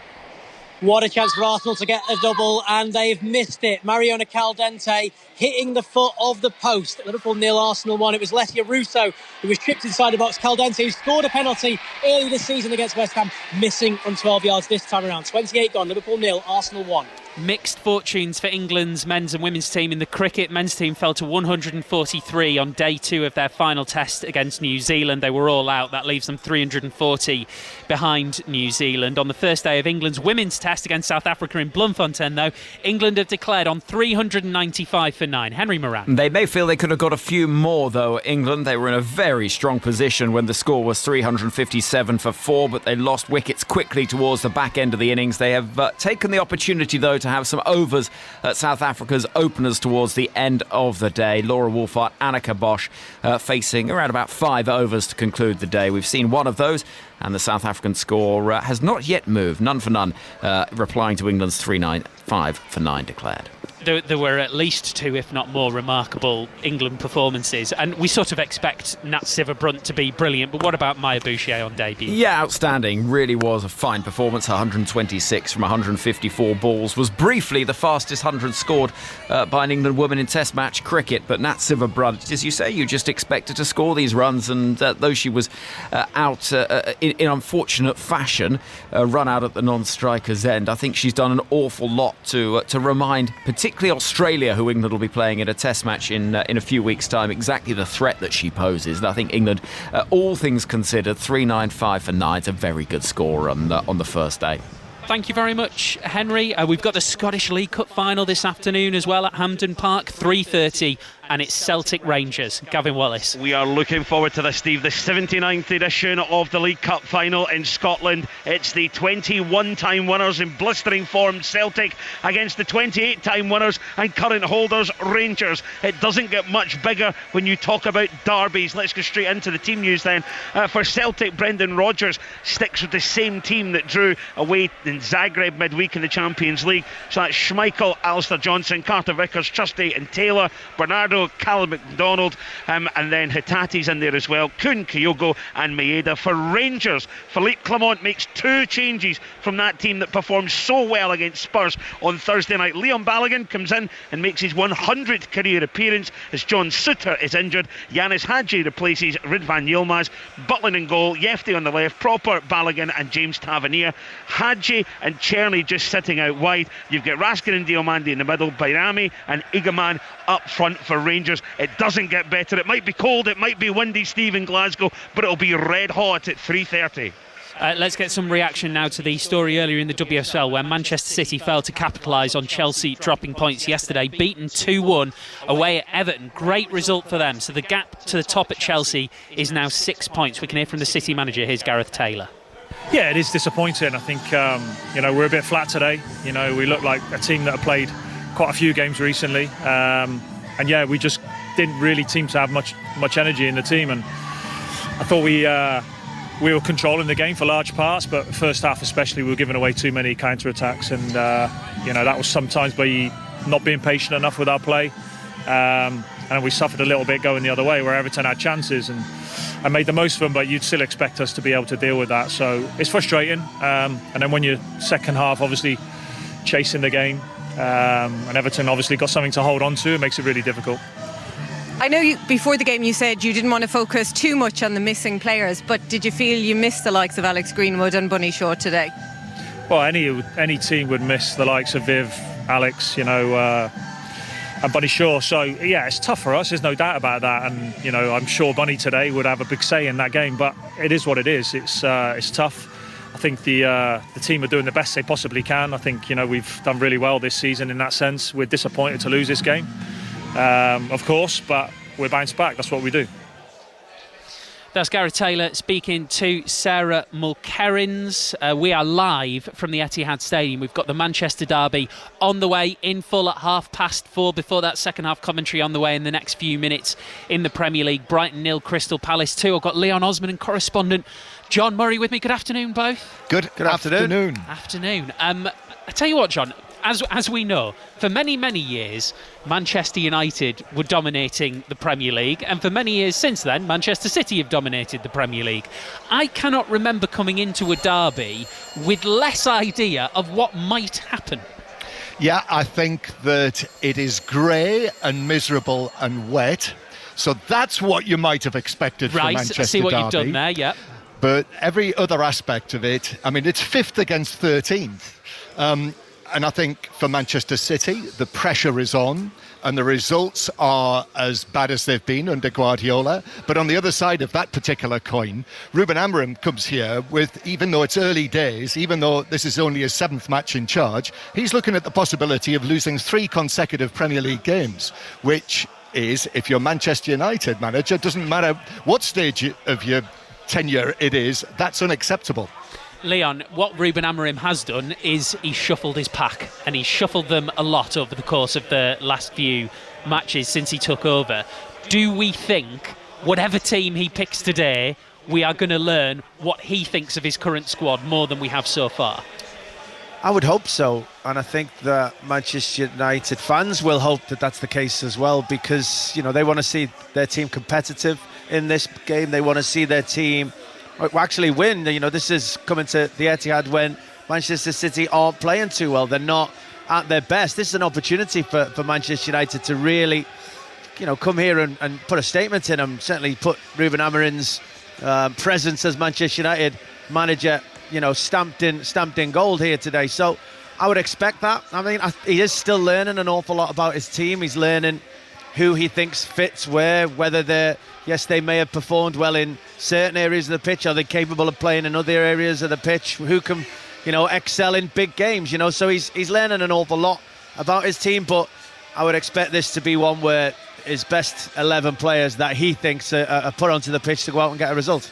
And just one thing to flag up ahead of the Manchester City team news is, without Rico Lewis, this is the talk here today, who is it who is going to play in that sort of left-back area and then going into midfield, if that's the way he's going to play it? Is Guardiola going to have something special up his sleeve? We don't know. Somebody playing in an unexpected position. But there's no Lewis, suspended, and as far as we're aware, none of the other defenders are coming back for this. So I think that's definitely one to keep an eye on over the course of the next half hour. And he was quoting Shakespeare, or wait, wasn't he mentioned Shakespeare. I'd love to hear him quote Shakespeare. He probably can. Comedy of errors, 1 win in 10, John Murray, perhaps, I don't know. Very good. Loves Labour's lost. Excellent. I could go on. Yeah. 14th night? No, that's not quite right. Full commentary on the way at 4:30. We've got a game in the Championship getting underway very shortly at Carrow Road. Paul Scott. In fact, we have kicked off and Carrow Road is already rocking. A really early goal inside the opening 60 seconds for the home side. A corner from Marcelino Núñez, headed home by the defender Jose Cordoba, up from the back for his first goal of the season. Burnley looking to move within a point of the top two if they're able to secure a victory. The foundation of their promotion push is very much their mean defence, the stingiest in the division. They've conceded only 7 league goals this season before today. You can make that 8 now. It's Norwich 1, Burnley 0. Latest scores for you in the Champions Cup: Benetton 22, Bath 21. That's a full-time score. Stade Francais 17, Saracens 28 with 5 to go. Glasgow Toulon gets underway in 10 minutes time. Then Exeter Toulouse at 5:30. So much more from John Murray and Leon Osmond to come here at the Etihad Stadium. Full commentary of the Manchester derby at 4:30 after the second half of Brighton 0, Crystal Palace 2. Changes for the home side. Ali Bruceball. Yeah, Steve, you must be able to work measure for measure in there somewhere, I think. No, I mean, you and I were both drama kids at school as well, That's so I feel like I've let you down. Not at all. Plenty of time still to go. Brighton are going to make a change, as you say. We are still waiting for Crystal Palace to reappear from their dressing room at half-time. Here they come. Mark Gahey leads them out, jogging onto the field. Round chorus of boos from the Brighton fans. Brighton 0, Crystal Palace 2 at half-time, just in case you hadn't heard. And the Brighton change, Julio Enciso is coming on, and let's see as the board goes up, and he's going to replace Tariq Lamptey for Brighton. So that is going to mean a little bit of a reshuffle for the home team. We'll work that one out for you in just a second. So Julio Enciso is making a first appearance in 7 games for Brighton. Young Paraguayan, fellow Paraguayan Diego Gomez, joining from Inter Miami next month, is here at the ground watching the game today. But it's Julio Enciso who comes on for Tariq Lamptey, who didn't have the best of first halves for Brighton, but there were other players you could say the same about as well. And Brighton in the blue and white vertical stripes get the second half underway. They're playing from right to left in this second half, and Crystal Palace in change kit, pretty much all black, with a flashes of sort of red, white and blue splashed across it in various places. They're leading 2-0. And they're defending the goal away to our left. Goal in the Championship, Watford West Brom, Aaron Paul. A second for Watford and a second for Vacuum Bayo. This is really, really good work. Again, Rocco Vata able to put in a gorgeous ball in towards the back post. Bayo chests it down, lets it roll down his body and just taps into the corner of the net. Watford 2, West Brom 0. Just under a minute played in the second half here at Brighton. Estupinian finds Mitoma. Mitoma just gets that ball back to Belieber in time. So Duncan Van Hecke, very clearly still the 2 centre-backs. Right-back Lamptey's gone off. Estupinian playing on the left-hand side. Is that left of a 3, do you think? It looks that way, because at the moment it looks like they've got no right-back. I know. Minter's still pushed up wide on the right-hand side. He hasn't even attempted to come back and defend. So for me, it looks like they're going to. The only obvious thing is they're going to have 3 at the back. And Ciso's involved. He plays to Joao Pedro. It comes over here to Mitoma. Mitoma dancing in from the left-hand side. Little lay off to Joao Pedro. Very nearly left the ball behind. He's off balance, falling backwards, and he can't get his pass away. And there's a foul there, a tug from Mitoma, and it's going to be a free kick for Crystal Palace. So yes, we are thinking a back 3 for Brighton. That's what it looks like anyway. Of Van Hecke, Duncan, Estupinian. Minte is sort of jogging back into the right back position, right wing back position at the moment on the far side of the field to us. Mitoma is still wide on the left. Ayari and Belieber, the 2 central midfielders, and Jorginho Ruter, and now Julio Enciso in support of Joao Pedro as the centre forward. We'll see how it goes for Brighton in this second half. Belieber just launches a high long one in the air. Ruter tries to bring it down out of the sky, eventually manages to do so, wriggles his way away down the right. Mitchell sticks with him for Palace, and the ball goes out for a Brighton throw. Palace, no changes in personnel, leading 2-0. Dean Henderson in goal, Chalobah, Lacroix and Guéhi as their three centre-backs, Munoz and Mitchell the two wing-backs, Lerma and Hughes as this cross comes into the Palace penalty area. Chalobah flips a header away, but only as far as Mitoma. Danger for Palace here. Mitoma tries to shoot, that's blocked. Ayari is there, curls a ball into the far post, headed away by Guéhi. Eza back there, just nods it to Mitchell on the half volley. He clears it hurriedly, and Lewis Dunk follows that ball and plays back to his goalkeeper for Bruggen. But the Brighton fans encouraged by what they've seen in the early stages of this second half. So Lerma and Hughes in central midfield for Palace. Then it's Ismaila Sarr, one of the goal scorers this afternoon. Ebere Eza in support of Jean-Philippe Mateta. Brighton on the ball. Estupinian just stops inside the Palace half. Palace have every outfield player back in defensive positions. Van Hecke finds Belieber. Belieber turns away from Lerma. Good speed, then Lerma's off balance, knocks it past him, finds Enciso, little trick on the edge of the box, running into the penalty area, plays it to his right to Minte. Minte down the byline, crosses blocked, and it goes behind for a corner. So Brighton get a corner then, early stages of this second half. Watford 2 up on West Brom in the Championship. Norwich have scored early against Burnley. That game kicked off at 3 o'clock. They lead 1-0. And as you heard, John Murray, our correspondent at the Etihad Stadium, alongside Steve Crossman and Leon Osman, bringing you full commentary of Manchester City against Manchester United at 4:30 this afternoon on 5 Live. Estupinian's delivery, deep. Header from Van Hecke is behind him. Chance for Palace to bring it away. Lerma drives it forward, down that right-hand touchline. It's out for a throw-in to Brighton. Sense of urgency about their play, as you'd expect. They've not lost at home in the Premier League so far this season. 2-0 down here. A little dribble from Minte, not enough on the pass to Joao Pedro. It's the details at the moment, Mark, that are sort of letting Brighton down. Yeah, it is, and I think since they've gone 2-0 down, that's really affected them. They've really struggled to get any more rhythm again. Obviously, I think, as we said at half-time, the change has been made. It looks like they've gone and matched up with Crystal Palace with 3 at the back. So they're looking to try and put more pressure on them now, win the ball higher up. That corner was an opportunity for them. The crowd on their feet. The delivery was off again. That's the thing that's let them down. That last little detail, like you said, they're not really on it at the moment. Belieber barged off the ball by Mateta, complains about the decision given against him. Brighton take their free kick quickly. Joao Pedro wide on the left. Good dummy from Joao Pedro. Let the ball run through his legs, and Munoz bought it. Came thundering into him. There's a real yelp of pain from Joao Pedro as he goes down, and Daniel Munoz gets booked. Problem for him now is he misses Crystal Palace's next game, which is at home against Arsenal, as the festive football fixtures continue. Yeah, I think it's a bit harsh giving the yellow card. I don't think that's a yellow card at all. I think it was more the theatrics of Joao Pedro that I think pretty much convinced the referee that it was a lot worse than it was. Van Hecke floats a pass down the right. Ayari turns on the edge of the box, and Joao Pedro slightly overhit his pass. Minte trying to get on the end of it, but can't beat Dean Henderson to the ball. So Brighton 0, Palace 2. Little news update for you, sports news update. The BBC's Nick Masheter, we heard from him earlier on the sacking of Gary O'Neill at Wolves. He's just sent another update. Wolves in talks with Al-Shabaab manager Vitor Pereira. They hope to conclude a deal within the next 48 to 72 hours. Vitor Pereira, currently in charge of Al-Shabaab. Wolves having parted company with Gary O'Neill today after the home defeat against Ipswich yesterday. Strong running from Jorginho Ruter. Couldn't be stopped in his tracks. Ball knocked down the right-hand side by Minte. He's overrun it. It's gone behind the dead ball line. That will be a goal kick for Crystal Palace. But a bit better from Brighton start the second half, Mark Schwarzer. Yeah, it's been more of the same as the first half. They started the first half really brightly, same as they have in the second half. It's just that final delivery, that final pass, that final shot on goal hasn't been on it at the moment. So that's just the bit that's missing. The possession has always been there. It's just that finer detail again. Rick Edwards is hosting the Premier League Review podcast this evening, not Darren Fletcher tonight. Clinton Morrison is going to be on board for that one, though.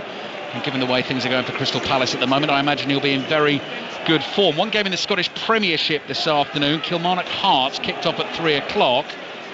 And Kilmarnock already down to 10 men. 6-minute red card for Robbie Dees. So Kilmarnock down to 10. Estupinian passes out to his left to Mitoma. Mitoma scurries to the ball. Teases Munoz, crosses in. That goes all the way through the Palace penalty area. Minte will chase it, but so will Mitchell. Minte gets there, knocks the ball into the legs of Mitchell, but the last touch came off the Brighton man. That is going to be a throw in for Palace in their left-back position. Another example, Mitoma gets the ball down his left-hand side. He is pushed a little bit wide. I don't think he really wanted to be that far out wide. Cuts it back on his right, and as he does so, he just whips that ball and it's behind everyone and a bit too long. Brighton 0, Crystal Palace 2. 8 minutes gone in the second half. Here's Estupinian. Just pushes a pass to João Pedro. Real intent in his running now. Cutting in from the left-hand side. Lean figure, number 9 on his back. Now Estupinian. Estupinian down the left to Mitoma. Mitoma back to Estupinian. Corner of the Palace penalty area. Ayari side foots a pass to Dunk. Here's Enciso. On at half-time, straight past to João Pedro. Little flick from him to Ayari. Very tight and congested in there. Belieber, surrounded by Palace players, brings it out to Van Hecke. Lewis Dunk, 50 yards from goal. In the Palace half, Belieber, low, curling, left-footed ball, finds Mitoma. Heads for the outside, beats Munoz. There's the cut back into the box. João Pedro couldn't get there. Enciso, João Pedro shoots, that's blocked. He didn't really get good contact on the shot. Mateta can't control it. Pressure relentless from Brighton at the moment. And Enciso plays it back to Van Hecke. Van Hecke, 30 yards out, looking for an option. Mitoma is there again. Palace shuffle across to try and close the door. Estupinian, wide on the left. Here's João Pedro. Turns down by the byline. Back to Mitoma's shot. That was heading for the far corner. Again, blocked before it got to Dean Henderson. And it runs away to the right-hand side. Brighton continue to attack. Jorginho Rutes fouled just outside the penalty area on the right. That is going to be a free kick for Brighton.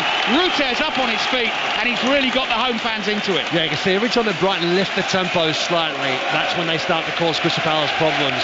That ball in around behind the back, down the touchline. Mitoma this time went left.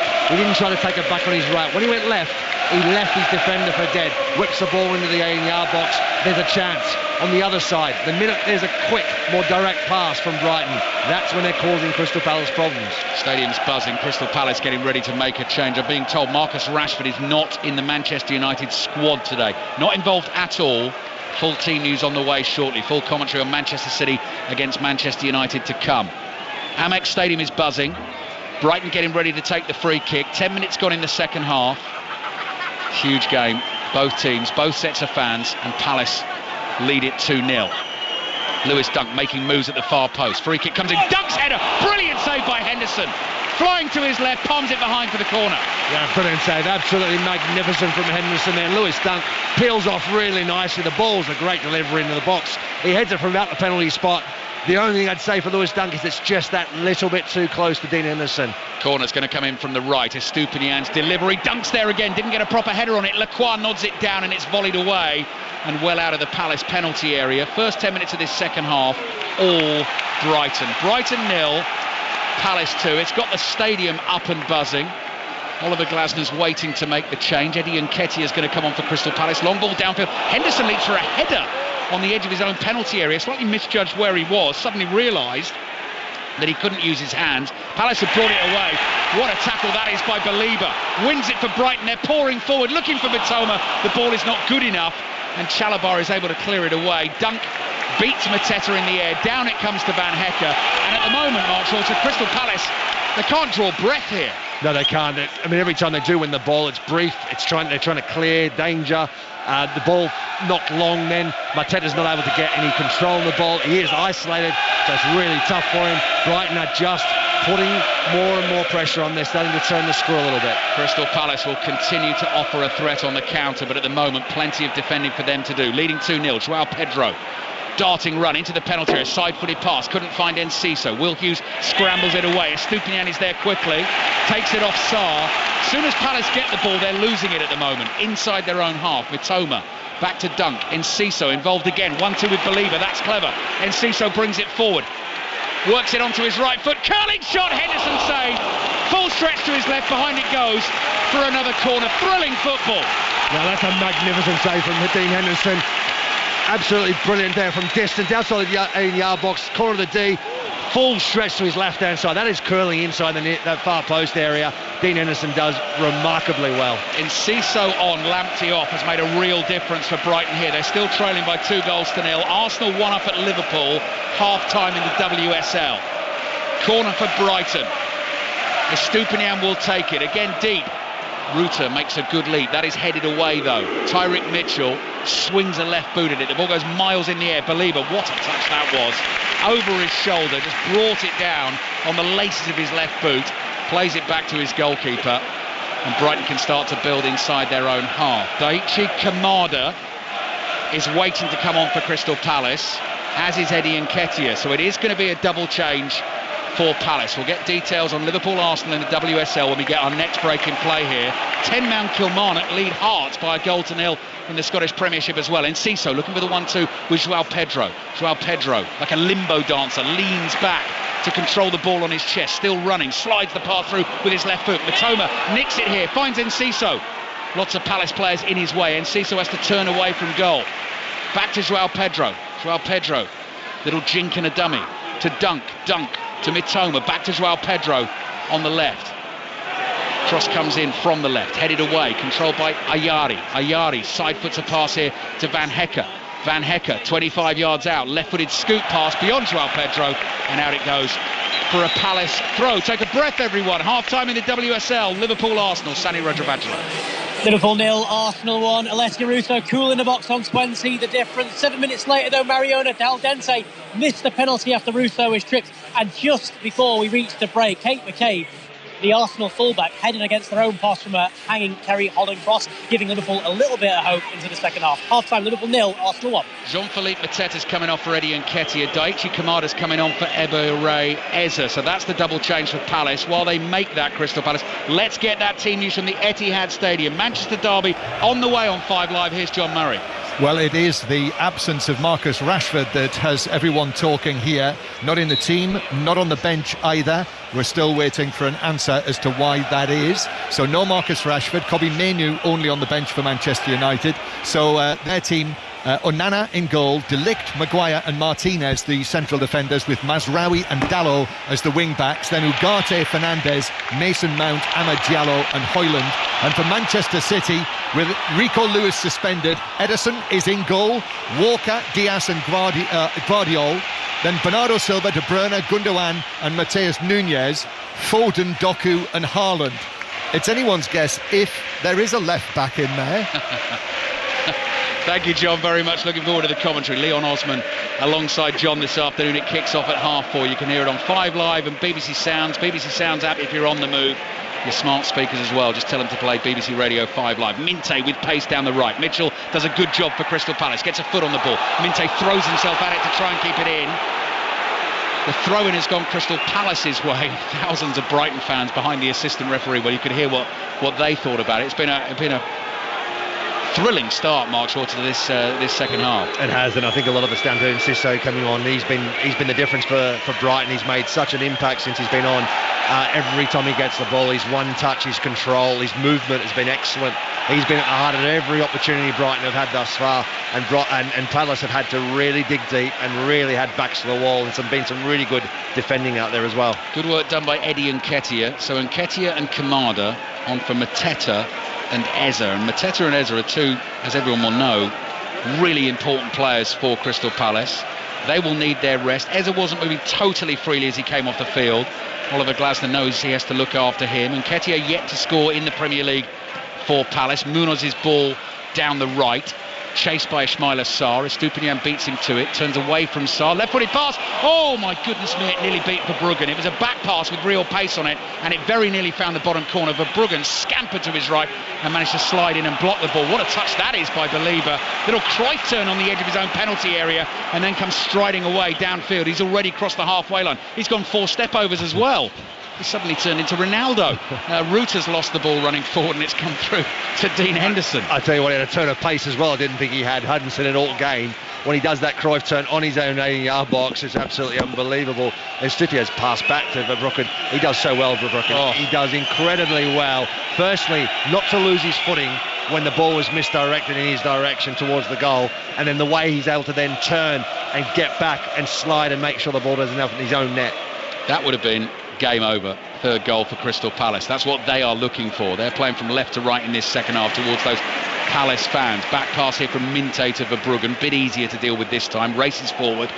Clears it high in the air. Gahey heads it into the Brighton half. Lerma hooks it on, and Nketiah turns it round the corner. Finds Kamada. Support on the outside from Mitchell. Rare attack in the second half. Massively overhit cross. Goes right through the penalty area and out for a throw into Brighton. And it's already those substitutions, Kamada coming on and Nketiah, they're the ones that made already the difference. They've had a bit more energy, and now that they've come on, the little bit of break, the change in personnel has allowed Palace to have a bit of a breather and move forward and actually put Brighton under a little bit of pressure. Close of play score in Bloemfontein, the one-off test between England's women and South Africa in the cricket. England declared on 395 for 9. South Africa closed on 17 without loss in reply. They're trailing by 378 runs. Another goal in the Championship. Aaron Paul's seen it. One back for West Bromwich Albion, and Daniel Batman will wonder how he didn't kick this one out, because it's Jason Malumbi, edge of the area. He's fired a shot towards goal. Batman's got a big hand to it, but the ball's just trickled into the back of the net. Not sure how the keeper has not kept that one out. 68 goal, Watford 2, West Brom 1. Norwich still leading Burnley by a goal to nil. Early goal for Norwich there. Cross from Sarr to the far post. Really awkward for Van Hecker to deal with, because he knew he had Kamada behind him. It sort of hit him on the side of the head, and it's gone behind for a Crystal Palace corner. And you're spot on as well, Mark. Those two changes have suddenly just switched the momentum and sort of just released all that pressure that Crystal Palace were under. Well, it's just more movement up front, isn't it? And Nketiah's obviously far more mobile than Mateta. Mateta's been running his socks off all game and found it very difficult to get involved, certainly in this second half, as with Eze. And I think the difference has been that break and those fresh legs. 19 minutes gone, second half. Palace corner into the near post area. Ball is headed away towards the edge of the box. Stretching Ayari. Hooks it up in the air. Lerma flicks it forward. Chalabar towards the far post, but Munoz again attacking, this time from the left-hand side of the far post. It's beyond him and goes behind for a Brighton goal kick. I tell you what, I don't think Trevor Chalabar realises how on he was, Munez, as well as Nketiah. They were both free at the far post area. He just hits that little lob into the box, and it goes out for a goal kick. So Brighton very, very fortunate. Highlights of all the Premier League football. Match of the day 2 tonight on the BBC iPlayer as well, if you can't catch it at 10:30. BBC One. 2 Premier League games kicking off at 7 o'clock this evening. Chelsea, Brentford and Southampton, Tottenham. 6:06 will be on the airwaves by then, so you can call in and have your say on the weekend's football. We'll keep you updated on those 2 Premier League games as well. That's after commentary on Manchester City against Manchester United, and your NFL commentary tonight on Sports Extra at 9 o'clock.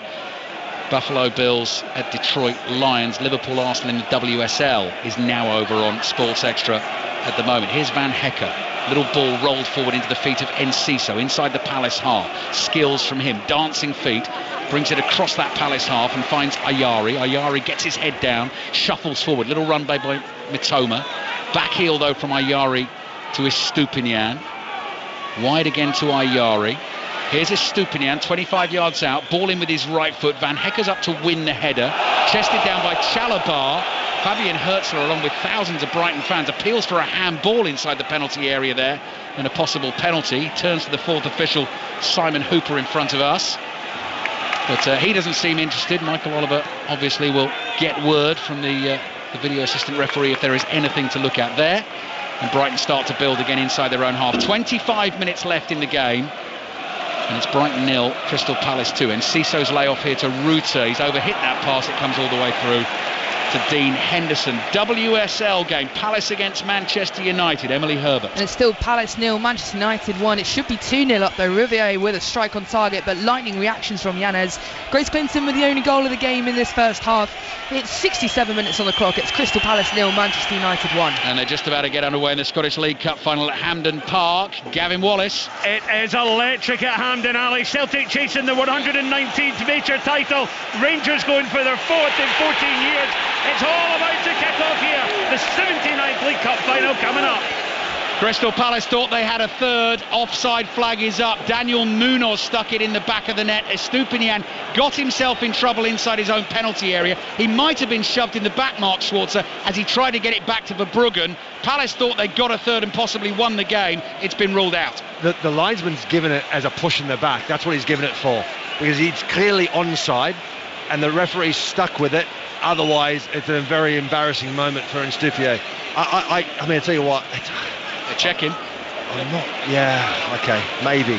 It's a real soft one. It's one of those where the video assistant referee is going to back the assistant referee on the side of the pitch. Had he not given it, VAR's not getting involved. I don't think so. Yep, I agree. Yeah, okay. Well, that saved Brighton. Brighton 0, Crystal Palace 2. Just looking at a man sitting away to our right, Mark Schwarzer, who played for both of these clubs with distinction. Glenn Murray is watching this game at the moment. Brighton attacking down the right. Good challenge by Lacroix. Good pace to get back. Get the tackle in on Minte, and he's knocked the ball out for a throw into Brighton on the right-hand side. We're into the last quarter of the game.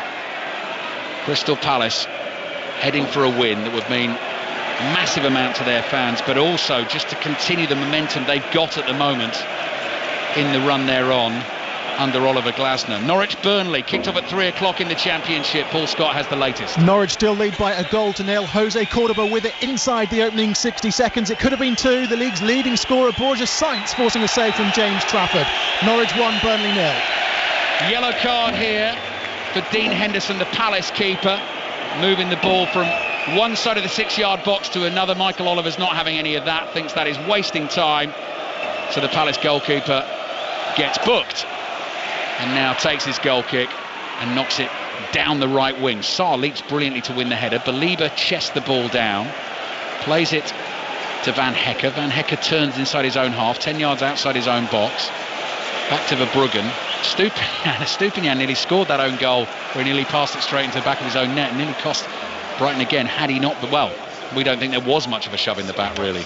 No, but you're right, because the linesman gives the free kick, then there's no way that the VAR's going to overturn that, because there is that little bit of a touch in his back. I think normally it's a really, really soft foul. Yeah, here's Mitoma on the dribble, but not really where Brighton want him to be, because he's in that congested Palace midfield. And you can just see the banks of the Palace lines here blocking Brighton's way through. Ayari, right-footed ball. Back here to Van Hecke, drives it in low. Well, Pedro on the turn, finds Ayari, edge of the box, but Palace have men in the way. Will Hughes blocks it. Munoz charging down the right. Estupiñán has it covered, passes back into his own half, and Fabian Herzl, the Brighton manager, applauds the efforts of Estupiñán. Evan Ferguson's getting stripped off. Simon Adingra is coming on as well for Brighton, throwing everything at this against their great rivals. 20 minutes to go, 2-0 down at home. Chris Sutton and Robbie Savage will want to hear from you on 606 tonight, Palace fans and Brighton fans. 08085 909 693. Minte's cross in from the left. That's really easy for Henderson just to run out, leap up in the air and catch with both hands, and he flops on the floor on top of the ball inside his own penalty area. League Cup quarter-final commentaries on the way in midweek on 5 Live and Sports Extra. 5 Live has Newcastle Brentford on Wednesday night, kicking off at 7:45. Sports Extra will bring you Southampton Liverpool in full. That kicks off at 8.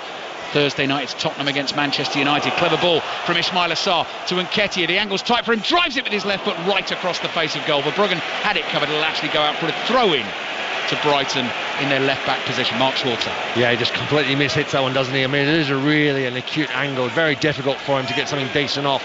And in the end, unfortunately for him, he just gets it pretty wrong and ends up for a throw-in. 20-year-old Brian Gruda is going to come on as well for Brighton, who's an attacking midfielder. So they are throwing absolutely everything at this. Minte's coming off for Adingra. First of all, Evan Ferguson's going to come on for Jorginho Ruter. That's the second change. And Brian Gruda, who's only made 5 substitute appearances in the Premier League so far this season, he is coming on for Yassin Ayari. So Ferguson's out there, Gruda's out there, Joao Pedro's still out there, Mitoma's out there, and Ciso is out there. Plenty of attacking talent on the field. trailing Crystal Palace by 2-0. Here's the throw-in. Estupinian long down the left-hand side, flicked on by João Pedro, pushed forward by Lacroix. Kamada chests it down, plays the pass on the turn. Great control by Munoz, knocks it into the box, and Nketiah shoots wide of the near post and behind for a goal kick to Brighton. Yeah, it's a difficult chance for him there, Nketiah. I would be very, very surprised if he scored from that sort of angle. But it was just a sort of snapshot, and there was not many other options on. Crystal Palace go on to win it.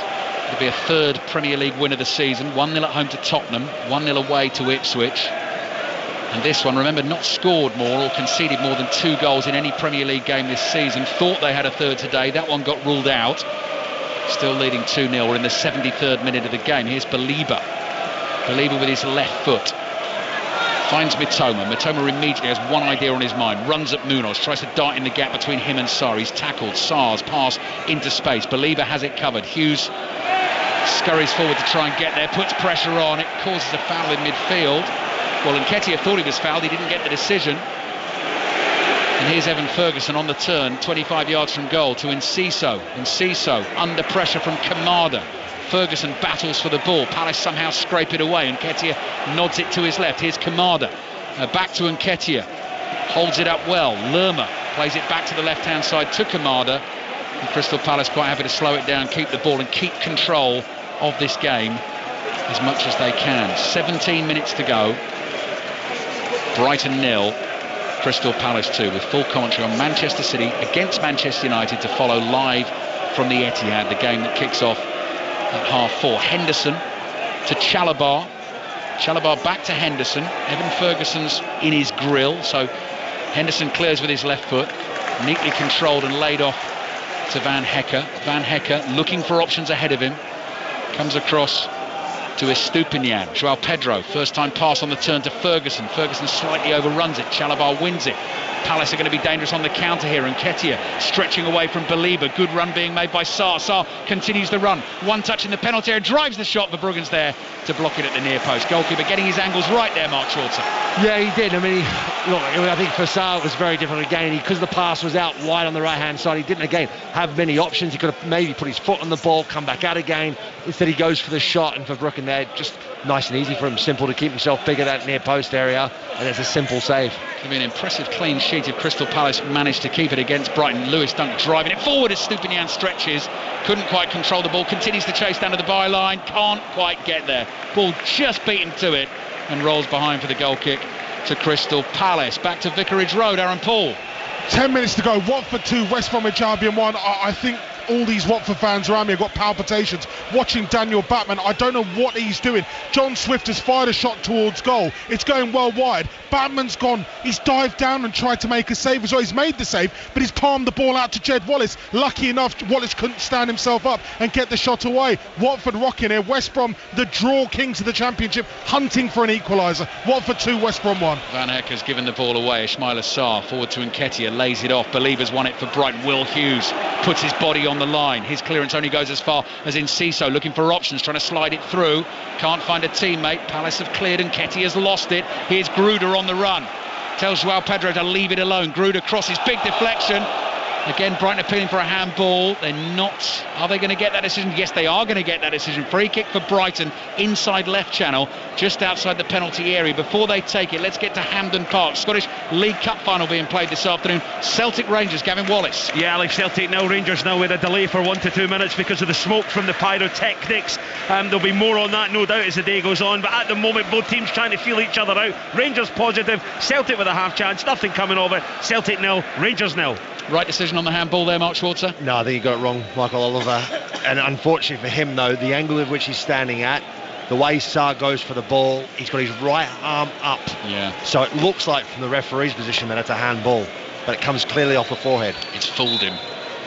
Whistle blows, three-man wall. Could be Enciso, could be Gruder to hit it for Brighton, who's yet to score for his new club. He does. Big deflection. Oh, just over the bar. Dean Henderson was statue still on his goal line there and was relieved to watch that just clip the top of the goal netting. Good wall.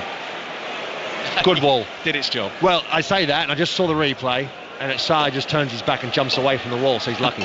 Enciso, corner, driven to the back of the penalty area to Estupiñán, groans from the Brighton fans. Here's Gruder again. Gruder looking for the 1-2 with Enciso. Kamada slides in, got the ball, surely knocks it behind for a corner. Gruder went tumbling. And he needed to, because I tell you what, that was one of those classic ones of Kamada there, slightly mistiming that. That is a dead cert penalty, but the timing is absolutely perfect. Entertaining Premier League football here on 5 Live and BBC Sounds. Brighton 0, Palace 2. Enciso with the corner towards the far post. Good header from Chalobah. Ball bounces inside the Palace area. Munoz sort of jumps towards it but misses it. Adingra gets some first touches of the game for him, and he's not in rhythm, and the ball just bobbles away from him and goes out for a throw into Crystal Palace here in the left back position. Palace win, we're taken to 16 points, above Everton on 15, above Leicester on 14. Bottom 3 then, Ipswich 12, Wolves 9, Southampton 5. Wolves will have a new manager, we think, possibly, by the time they next play a game in the Premier League. Gary O'Neill dismissed today by the club, chested down on the edge of the box, driven shot is sliced wide by Estupiñán. He thinks he either got a push or the shot got a deflection. I like the little wag of the finger from Michael Oliver, who said, no, goal kick. Well, Michael Oliver was in the perfect position. He was right next to him. He could see the flight of the ball. He could see the ball come off his foot. And I don't know what Estupiñán was claiming, but for me, Michael Oliver's in the perfect place to make that call. Crystal Palace's away record over this season and last season, not the best. 3 wins in the last 20 away games in the Premier League. One at Ipswich this season, of course. Mark and I watched that. One at Wolves in May when Palace were absolutely flying, and one at Anfield in April. But again, this will be big for them, big for Crystal Palace. They've conceded a free kick. Brighton have got a free kick inside their own half, and Will Hughes, I think, is getting booked by the referee for picking the ball up, delaying the game. Yeah, which is right. I mean, it's just madness. 12 minutes to play, plus added time. Brighton just cannot find a way through here. Crystal Palace fans loving every second of it as the clock ticks down, and Nketiah is now fouled. He's done well for his team since coming on.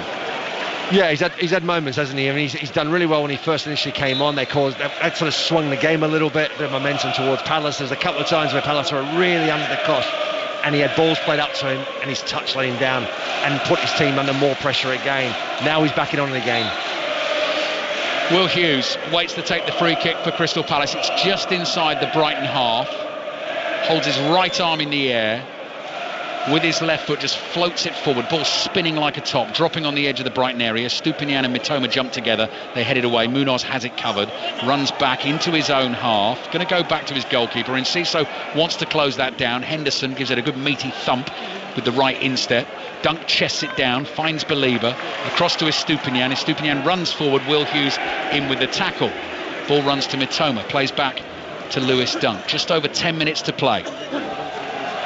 Oliver Glasner will be very pleased with the way things have gone, but he does look anxious and tense at the moment, as you'd expect. That pass for Evan Ferguson is beyond him, and Henderson wants to let it run behind for a goal kick. Ferguson closes him down, so eventually Henderson does have to pick it up, but he's able to take a few more seconds out of the game.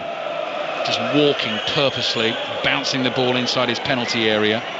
Well, this is that rule, talking about a new rule, aren't they, about, was it 6 seconds with the ball, and if you then take too long, it'll give a corner. Yeah. So that'll be an interesting one. That will certainly change the way in which goalkeepers behave, certainly late on in the games. Believer was fouled there by Will Hughes. Brighton get their free kick, but it's deep inside their own half, and Lewis Dunk almost took too long over his pass, and Nketiah nearly got it. He found Van Hecke though. Enciso inside his own half on the right. Adingra floated pass back to Van Hecke. Let's not forget Dean Henderson is on a yellow card now, having been booked for time wasting. Gruder's ball to Enciso. They look for the 1-2. Hughes intercepts. Michael Oliver tells him to get up. Hughes thought he was fouled. Here's Enciso on the move. Pokes one through to João Pedro. He couldn't control it. It's so packed around the edge of that Crystal Palace penalty area every time Brighton come forward. Now they try and put a bit of width on it with Mitoma. Back into Enciso. João Pedro's pulled wide. Enciso shoots from range. Now we've seen him score some absolutely screamers in the Premier League. That one though, straight at Dean Henderson, who makes a very comfortable save. Yeah, straight down his throat. There had to be something very, very special to beat him for that sort of distance. We're talking 35, 40 yards out. So yeah, I mean, a bit of a wasteful shot, I think, in the end, because Brighton had good positional play. They had numbers forward, and it's kind of a wasteful shot in the end. Running out of ideas, it would suggest, for Brighton. 2-0 down At home to Crystal Palace. Header through here from Ismail Assar. Chance to win the game. He has done so. Crystal Palace fans celebrate wildly behind that goal away to our right. All their Christmases have come at once this afternoon, and Ismail Assar does the business. His second goal of the game. What a win for Crystal Palace. Brighton 0, Palace 3. Excellent finish from Sarr. He was through one-on-one. I think in the end it was Lewis Dunk who gets the header wrong, loses sight of the ball, and that's where Sarr runs through one-on-one with the goalkeeper Verbrugge, and then just picks his corner, slides it into the back of the net, and Palace cruising. There we go then, some win for Crystal Palace. Look at those fans away to the right, arms aloft, singing, waving, cheering, loving it. Brighton, well beaten again, loaded the ball in the second half, haven't been able to find a way through. They're ready to kick off and get this game going again, surely beyond them now. 8 minutes plus added time remaining. Crystal Palace lead 3-0. Mark Schwarzer. And Nketiah, he's made a big difference. This is his involvement. The ball gets played up. Second ball played up to him, I think it's Will Hughes who lobs it up to him. He wins the ball in front of Lewis Dunk, and then as he wins the ball, he flicks it on. Lewis Dunk loses a sight of it, and that allows Sarr to run onto it, the quickest to react, and he's then through one-on-one and just calmly slots it home. A couple more substitutions on the way for Crystal Palace. Cech Doucouré's getting ready to come on. So is Justin Devaney, the 21-year-old Northern Irishman.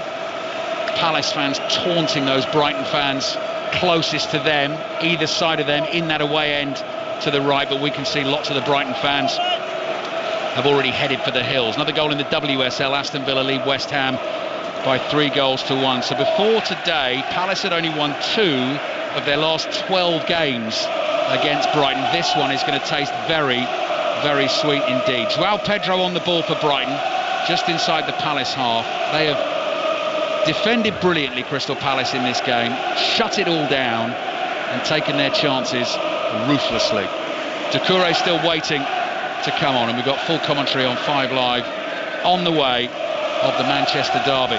Manchester City against Manchester United. Marcus Rashford not in the United squad for the game today. João Pedro to Mitoma. Mitoma passes down the left to Estupiñán, gets the cross in. Henderson's there, catches it on his goal line, and then curls up into a little ball and protects the ball from anyone who dares to try and rip it from his grasp. Walks out to the edge of his penalty area, so it's going to be no win in 4 games for Brighton, which will be a little bit of a concern. As Henderson thumps the ball high into the sky, dropping now edge of the Brighton box. Estupiñán heads it away. João Pedro given a nudge in the back by Will Hughes. He wants to go and get the ball to take the free kick quickly. Now the change is coming, and in fact Devaney's not coming on. They've changed that, Palace. Nathaniel Klein is coming on with Cech Doucouré. 5.5 minutes plus added time remaining. Scottish League Cup final underway. Celtic 0, Rangers 0.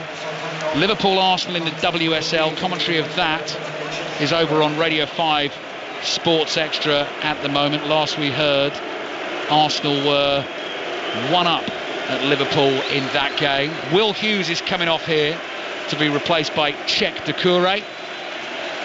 He's just walking his way towards the touchline. Put another great shift in for his team this afternoon. Oliver Glasner knows that as well. Slaps hands with him, and Will Hughes takes all the high fives from coaching staff and fellow teammates sitting in that Palace dugout. The Palace fans going to enjoy themselves tonight. They already are, as you can hear. Here's Dunk across to Estupiñán.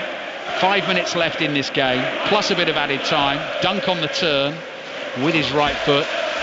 Plays it across to Van Hecke. Forward here to Enciso. Almost lost it inside his own half. Little trick. Has lost it now. Palace fancy a 4th. Here's Kamada. Kamada's got Nketiah ahead of him. On the left, gets an early cross in. Might fall inside the penalty area. Right-footed attempt from Doucouré. Probably his first touch of the game there. Block close to the goal line, and Brighton bring it away, and suddenly it's wide open, this game. Here's Gruder on the dribble for Brighton inside his own half. Good support on the outside from Enciso. Enciso is chased by Kamada. Ball down the right-hand side, followed by a Dingra. Touch on it by Lacroix, and it goes behind for the Brighton corner. Brighton 0, Crystal Palace 3. They want to take this corner quickly. They've got to score 3 goals at least in the space of, probably 5 or 6 minutes. Incredibly unlikely. Estupiñán goes jogging over. waiting to take this corner here. Stupinian pauses for a second. Seats continue to empty behind him as he delivers it with his left foot close to the keeper. This right old scramble inside the box, and the ball's bounced over the line somehow. Dean Henderson tried to grab it, he lost it. The ball was loose, there was a myriad of bodies in there. Someone swung a leg at it, maybe Evan Ferguson, and it's ended up in the back of the Palace net. They won't get the clean sheet. It's Brighton 1, Palace 3. Yeah, I think it's a melee, you're right, in that near post area. Dean Henderson tries to come and get it, he misses it. It's an attempted clearance from Crystal Palace, and the ball ricochets off Evan Ferguson into the back of the net from close range. I think it's off his back. Gee, I think it might be Gahey, actually. Let's have a look here, let's have a look. Henderson makes a bit of a mess of it. I'll ask Mark Schwarzer about that in a second. It's Gahey. There you go. It's going to be a Gahey own goal. Gahey own goal, Palace 1. Sorry, Brighton 1, Palace 3. Loads of Brighton fans won't have been able to see that. Another change coming for Brighton. Believer's coming off. He does get applauded off the field. He has put a right shift in today.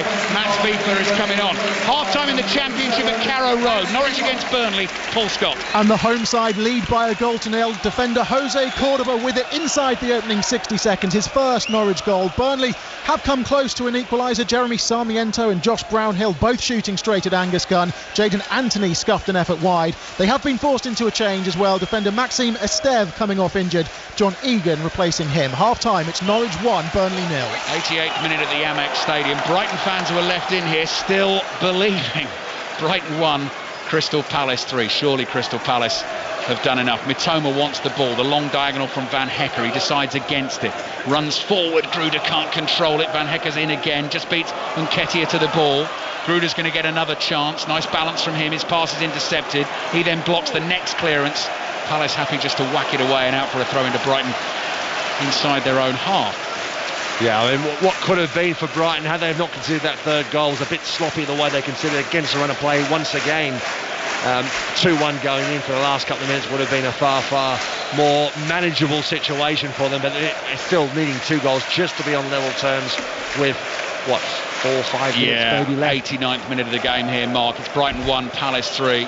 Palace fans getting ready to really enjoy those celebrations away to our right. Quickly to Hampden Park, latest in the Scottish League Cup final. Gavin Wallace. 18 minutes gone, it's still Celtic 0, Rangers 0. Kyogo just had a really good shot saved a minute ago by Jack Butland. He beat Robin Proppers, probably slightly high line, and just before that there was a couple of chances. Kuhn was through, and then it was blocked by Hatate. Got another go, but it was blocked as well. It's all going on. Celtic 0, Rangers 0. 90th minute at the Amex Stadium.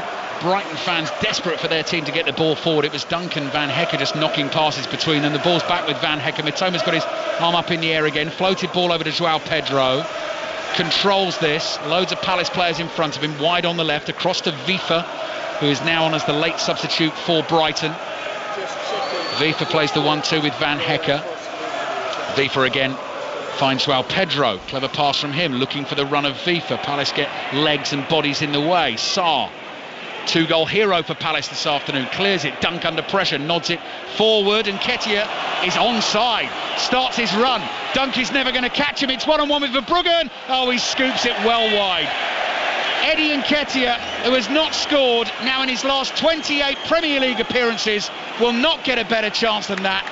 Questions about whether he was onside or not, but he's fluffed the finish, Mark Schwarzer. He certainly did, and I'll tell you what, he's onside as well. He's not going to like to see this again.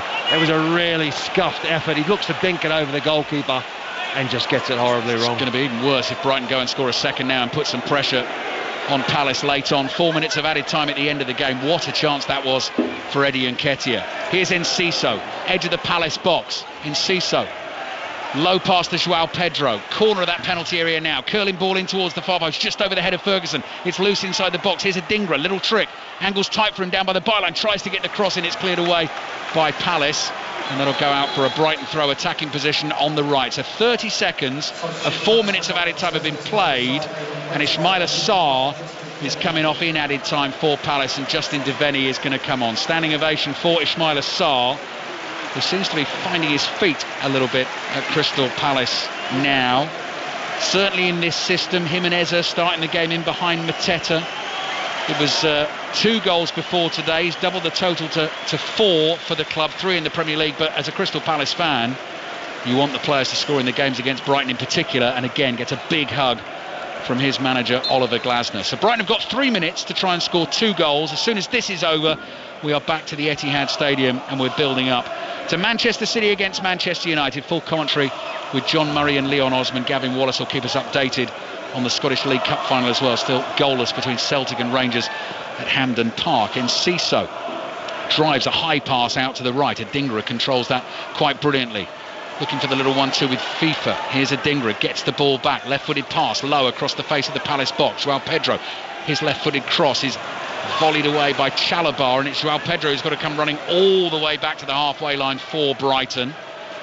2 minutes of added time almost up, just 2 minutes to go. Dunk's ball is perfect to the feet of Estupiñán. Mitoma nudges it infield to Enciso across to FIFA. Brighton working it from left to right here. Ball is with Gruder. Gruder's left-footed cross into the far post. Mitoma jumps, beaten in the air by Munoz, volleyed away by Devaney, who is now on the field. Look at Nketiah sprint for that. Lewis Dunk got a battle on his hands here. Dunk realised that, gets there just in time and gets it back to, but Brugany was worried there, Mark. I think that's the last thing he wanted. Yes. A one-on-one race to the ball with Nketiah. Nketiah obviously fresher legs, but in the end Lewis Dunk just managed to, I think, pick the right line to the ball. 90 seconds to play. Palace closing in on a famous win in the history of the games between these two clubs. Now a regular Premier League fixture, and Brighton were unbeaten in the last 6 of these before today. They're losing this one. Great turn from João Pedro on the left-hand side. Flicks the pass looking for Mitoma. Once again, no way through. Dunk wins a header inside the Palace half. Across to FIFA. There's a minute to play now. Brighton still need 2 goals. Can they find another one? Gruder to Adingra. Cut back into the box. Ferguson touches it back to Enciso. Oh, saved again by Henderson. He's come up with some big saves in the second half for Crystal Palace, behind for another corner. Yeah, another excellent save from Dean Henderson there.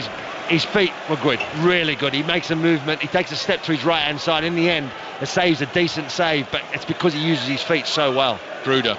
They've taken the corner short. Back it is to João Pedro. Crosses blocked at close range by Nketiah. It's hit his arms. Threw his arms up in the air. That is going to be a free kick for Brighton. 30 seconds to play. It's all over for Brighton this. They're just looking for something to give their fans to shout about. So many of them have left now, and this will be a sore one. A home defeat against Crystal Palace, the great rivals. Free kick for Brighton. Last knockings of the game. João Pedro seems absolutely determined to take this himself. He might try something clever. It's on the corner of the box. He might try and whip it round the 2-man wall. Here he goes. No, he's curling it into the far post. Or might reach its target. Chance for Brighton. Ferguson had a go. Mitoma missed it as well. Comes back to Enciso on the edge of the box, and Palace may even get one right at the end of the game here as they try and come on the break. Now they've lost it. Here's Mitoma. Plays it to João Pedro. João Pedro into the box. Right-footed drive. That's blocked again. Ball spins up in the air. And to my mind, now we have played the 4 minutes of added time. The game is going to be over any second, and Nketiah has lost it on the halfway line. Michael Oliver looks at the watch. Last chance for Brighton, who've been well and truly beaten by their great rivals this afternoon. Mitoma looking for the pass to Estupiñán beyond him, down the left. Lacroix's got it covered, and the ball's gone out for a Brighton throw, and still we play. Estupiñán waits to take the throw. Holds the ball above his head. Palace fans, loud and proud. You can hear them away to our right at the Amex Stadium, and there we go. They've got the win, and they've not had too many of those against Brighton recently. Ismaila Sarr scoring 2 of the 3 goals after Trevor Chalobah got them up and running. Brighton created plenty of chances, found Dean Henderson in good form, and got themselves a lucky goal late in the game, a Mark Gahey own goal. But that is now no win in 4 games for Brighton. And actually, Mark Schwarzer, regardless of what it means to the fans and the rivalry between the two clubs, for Crystal Palace to get another win. We watched them win at Ipswich the other day, then the draw against Manchester City, now another win. It is moving in the right direction. It is very much so, and I think they needed to as well, didn't they? Oliver Glasner was under a bit of pressure.